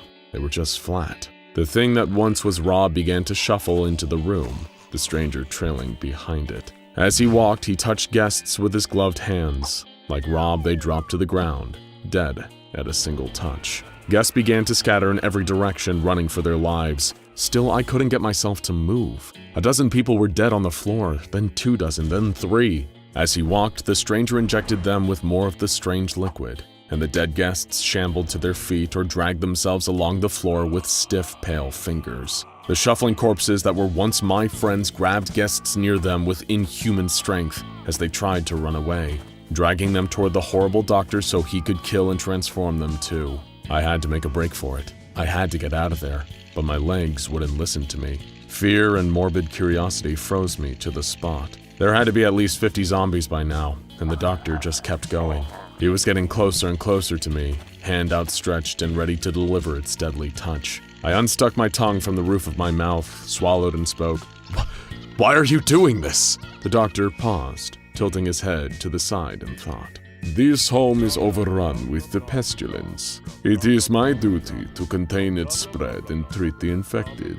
He spoke formally, in a voice that reverberated from inside the mask with a metallic edge. "They must be cured." I had to think fast. I could talk my way out of this. I've sold companies, made mergers, avoided paying taxes my whole life. Now I just had to negotiate for my own life. My friends might be gone, but I at least could save myself. You're a doctor," I said. He seemed pleased at this. "I am a physician, yes," he said. "You're trying to help," I continued. "Yes, I see you too are a man of science." He had stopped coming closer. The zombies had stopped advancing on me. It was working. "I don't know if you're aware of this, but I am a very wealthy man, Doctor." I took a drink of my champagne, doing my best to appear casual, friendly even. "I'm sure you're in need of funding for your mission. Perhaps we could work together." "You wish to aid me in my mission?" the doctor asked. "I do," I lied. "I'm in great health, as you can see, but I don't want a pestilence spreading around and infecting me or my loved ones. I'd like to help you." I paused, searching for the right words. "I could be your patron." The doctor clapped his gloved hands together, and I could have sworn he smiled beneath his beaked visage. "Excellent! This is the most fortuitous meeting indeed. I am glad to have found you here, sir. If you would come with me, we may begin our work." He turned and swept out of the room, gesturing for me to follow. I looked around for an exit route, a way to make a break for it, but there were too many corpses ready to grab me with inhuman strength and drag me to certain death. The room was filled with them, shuffling about in their torn formal wear, slackened jaws hanging loose and hollow eyes watching me. I had no choice but to follow this guy and just wait for my opportunity to get away. I don't know how long we walked down the narrow town streets in the dark. Every time we passed an alley I thought I could duck down, the doctor got closer to me with his deadly hands, or a group of zombies encircled me. I was outside. I should have been home free, but there was nowhere to run. Eventually, the doctor stopped in front of an abandoned, dilapidated house. The paint was peeling off the walls, and there was a hole that rotted through the ceiling. "Welcome, sir, to my laboratory." He made a grand sweeping gesture, inviting me to walk through the door. I obeyed, crossing the threshold. The smell of rot and dried blood hit me so hard that I thought I might throw up. The house was dark. I had to squint to see, but I could make out scattered piles of body parts, animal and human. There was a table covered with surgical equipment, and next to it, a black leather doctor's bag. There were people in here too, or they used to be people. They were silent zombies, like the others. Some stood along the walls at silent attention. Others were lying on the ground, hooked up to IVs full of strange liquid, or strapped to gurneys ready to be operated on. This looks great. My voice shook, but I hoped he wouldn't notice. With my funds, we can upgrade your lab, get you to a more high-tech facility, better lighting, more space, research assistants. Excellent. Together we will eradicate the pestilence once and for all. There. The doctor pointed at the medical table to my right. Grab a pair of gloves and slide them on. The doctor nodded as I squeezed my hands into a pair of rubber medical gloves. Absolutely. Can you show me more of what you're working on? Good thinking. When his back was turned, I would run out the door and get to safety. The doctor approached the table covered with tools and bent to pick up a scalpel. Now was my moment. I ran toward the door as fast as my legs would carry me. I collided with something hard and cold. It was Rob, my old bodyguard, doing what he did best, keeping the perimeter secure. Sir, where are you going? The doctor called. Are you trying to abandon our work? He paused for a moment, realizing what I had done. Did you Deceive me? His voice turned cold, angry. No, I couldn't come up with a lie. Rob wrapped his arms around my chest, holding me in place as the doctor approached me with the scalpel in hand. You are not looking well, my friend. Perhaps you have fallen ill. Such a shame. I look forward to our collaboration. He drew the scalpel, stretching his hand out towards my neck. I thrashed around, arms flailing and grabbing at his mask with gloved hands. What did this monster look like underneath? Who was he? What was he? The mask did not budge, and I realized this was no mask. It was his face. Don't worry. His blade sliced into the side of my neck. I will make you well again. His pitch-black eyes twinkled as he set to work. Then, everything went dark. Let's start off with a difficult question. How do you define reality? What is truly real? Is it simply a case of what we can see? If something is known as fact and can be proven to exist, does this make it real? Is reality just the world around us, or is there something more? The goal of these questions isn't to make you question every part of the world around you, or to question whether or not we are all living in a computer simulation. No, you're asked this to help you understand reality. Because first of all, we aren't living in a simulation. We're living in a sitcom. There is a wide-ranging debate on what the most powerful and dangerous SCPs ever encountered are, but there is no denying the ever-present danger of SCP-3812. This Keter-class entity is regarded as highly aggressive by the O5 Council, especially as it has only ever been partially contained, never fully. The true scope of its abilities is currently unknown, and any available information on SCP-3812 is kept classified and secure by the Foundation. Needless to say, this entity poses a direct threat not only to the SCP Foundation, but to the very fabric of reality itself. Contained within the file for SCP-3812 is an excerpt from an article by one Dr. Robert Scranton, titled Supersession and the Echelon of Reality. In this article, Dr. Scranton posits a theory about the nature of reality, and understanding him is the first step towards understanding SCP-3812. His recursive stack theory states that there are different layers to reality, but also that no single universe is real. An easy way to think of it is to imagine a sitcom. Any sitcom you can envision will do. Between us and the fictional world of a sitcom, there are multiple observable stacked universes. Firstly, our universe, the real world as we experience it, forms the baseline. So imagine this sitting at the top of the stack. Next down in the stack comes the sitcom, a fictional universe filled with characters, which fits below our universe. Then think of what is fiction within the fiction of the sitcom. Perhaps another television show, one that only exists in the world of the sitcom but not in our own. This is the recursive stack, infinitely layered universes, and it is crucial you can envision and remember this model. Dr. Scranton's theory suggests that any universe, even our own, could potentially exist as a fictional narrative within another, wider universe. This wider universe, in which ours is a fiction, could also itself be a narrative within an even wider universe stacked above it, and so on. It's interesting to picture reality this way, isn't it? In fact, I'm willing to bet that you're wondering, maybe there's a universe above ours, or even one above that. Would the universe right at the top of the stack be the truly real world? And what if you could travel between each stacked reality? If you're asking any of those questions, then congratulations. You sound exactly like SCP-3812. SCP-3812 was previously known as Sam Howell. While little is known about his life, Sam was, as far as anyone knew, regarded as a fairly ordinary human being, until his death in 1996, shortly after which Sam rose from his grave and disappeared. It is unknown whether SCP-3812 simply imitated the form of Sam Howell or if they are one and the same, as this entity has been known to have the ability to change forms at will, making it hard for the Foundation to track it. It does usually maintain a humanoid appearance, however this has deteriorated somewhat over numerous decades. By now you may have already gathered that the extent of SCP-3812's abilities don't end at shapeshifting.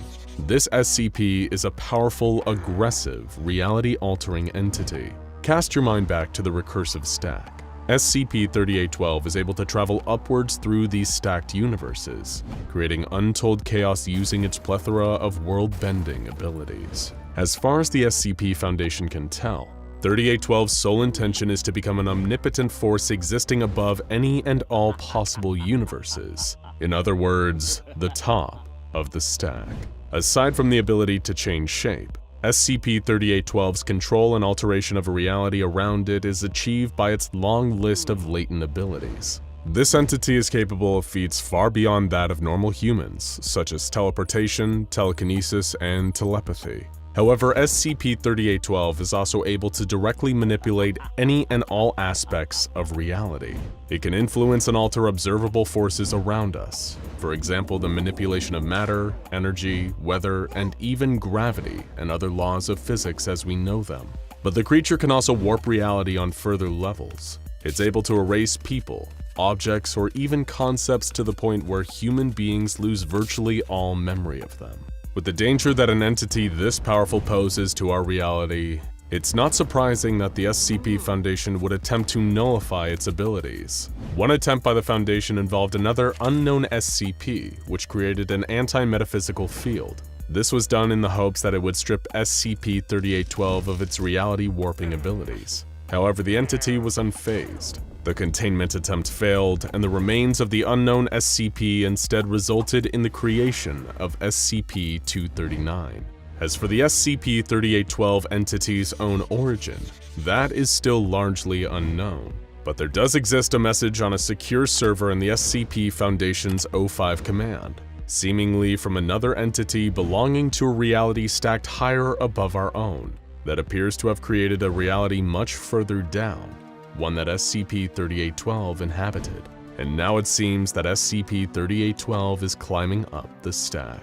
There is a trade-off of sorts to the abundance of powers SCP-3812 possesses. The entity is in an almost constant state of ascension through different stacked universes, climbing higher and higher, believing every reality beneath it to be a fiction. The creature has developed multiple severe mental conditions that seem to be a direct result of overexposure to different layers of reality. This includes an advanced form of Enigman-Viator schizophrenia complex, which often manifests in extreme symptoms within the creature. SCP-3812 has been known to suffer from paranoia, dysphoria, depression, an inability to control its emotions, as well as hearing voices, seeing things that do not exist, and possessing multiple personalities. While the creature is usually aimless, SCP-3812 has been known to have random outbursts that can cause anomalies within local space and time. But thanks to it experiencing so many different layers of reality, traveling upwards through what it perceives to be fictional universes, SCP-3812 displays difficulty in separating what is real and what is imagined. In fact, reality and fiction have become one and the same to SCP-3812, because as far as it is concerned, they literally are the same. Each new reality it inhabits is just fiction for the reality stacked above it. So then how are we supposed to contain or neutralize such a powerful reality-altering creature that cannot distinguish between what is real and what is fictional? The Foundation knows that its own procedures to keep SCP-3812 contained would be ineffective. This entity, by its nature, cannot be contained. Any attempt to keep it locked away would easily be undone by any one of its numerous powers to warp reality. Locking it in a cement box at the bottom of the ocean would be pointless. It could teleport out, or turn its cell into nothing but dust. Putting it in a vat of acid to endlessly burn it would just result in it turning that acid to harmless water or air. SCP-3812 can manipulate events throughout time, and so it could easily prevent itself from ever being contained. It is even possible that any individuals, even Foundation staff who may have previously tried to lock the creature up, now no longer exist thanks to SCP-3812's abilities. And there would be no way to determine this, since we wouldn't be able to remember that the person had ever been in our reality. The Foundation's best hope is to keep SCP-3812 where it is, and hope it remains docile. If they are able to keep it away from large population centers, then the risk of 3812 having any sort of psychic influence over citizens or warping reality and causing the deaths of millions or even billions is at least reduced. but of course it is never fully gone. On at least one occasion, SCP-3812 has caused a truly catastrophic event. For some reason, SCP-3812 decided to turn itself into a star, spinning endlessly. And it did so. Numerous anomalous occurrences took place across the world. Most notably, SCP-3812 caused the Foundation's nuclear warheads to detonate, spreading harmful radioactive material into the atmosphere. Additionally, the population of New Zealand began to sporadically disappear and reappear, looping back and forth between existence and non-existence for a period of around 5 hours. It was during this world-ending scenario that SCP-3812, still at the center of its star form, was recorded ranting, its split personalities arguing. One of the creature's personalities claimed it was unmaking the world, as an act of revenge against someone. It stated that it believed, Existence is a joke.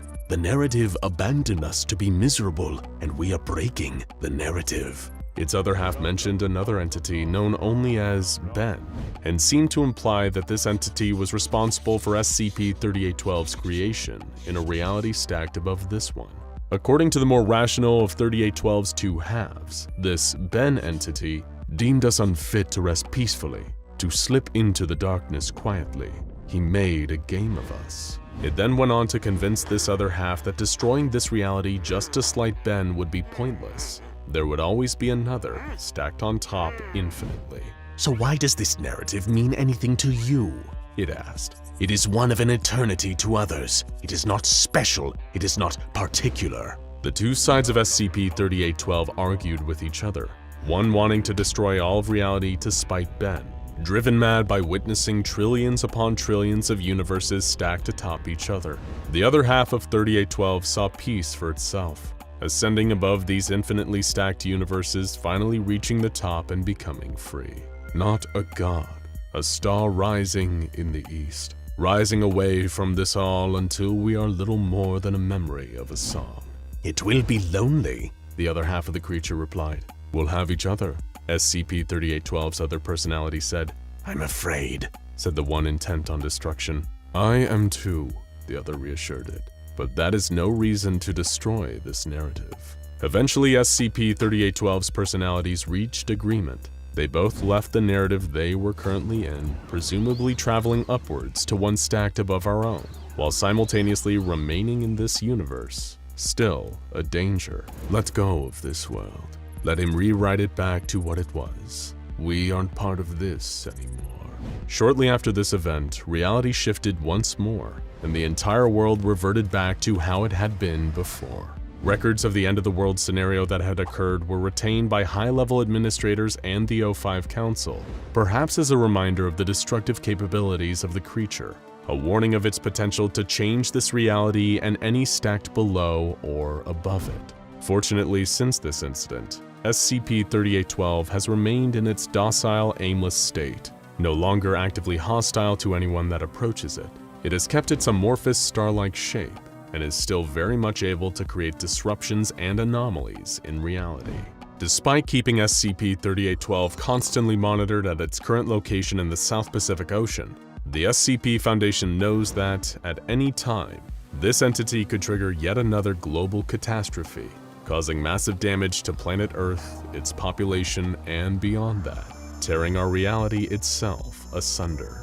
So we all just better hope our narrative remains worthwhile to SCP-3812's better half. Now check out SCP-1861, the crew of the HMS Wintersheimer, and SCP-1765, the Sisters, for more reality-warping madness from the SCP Foundation.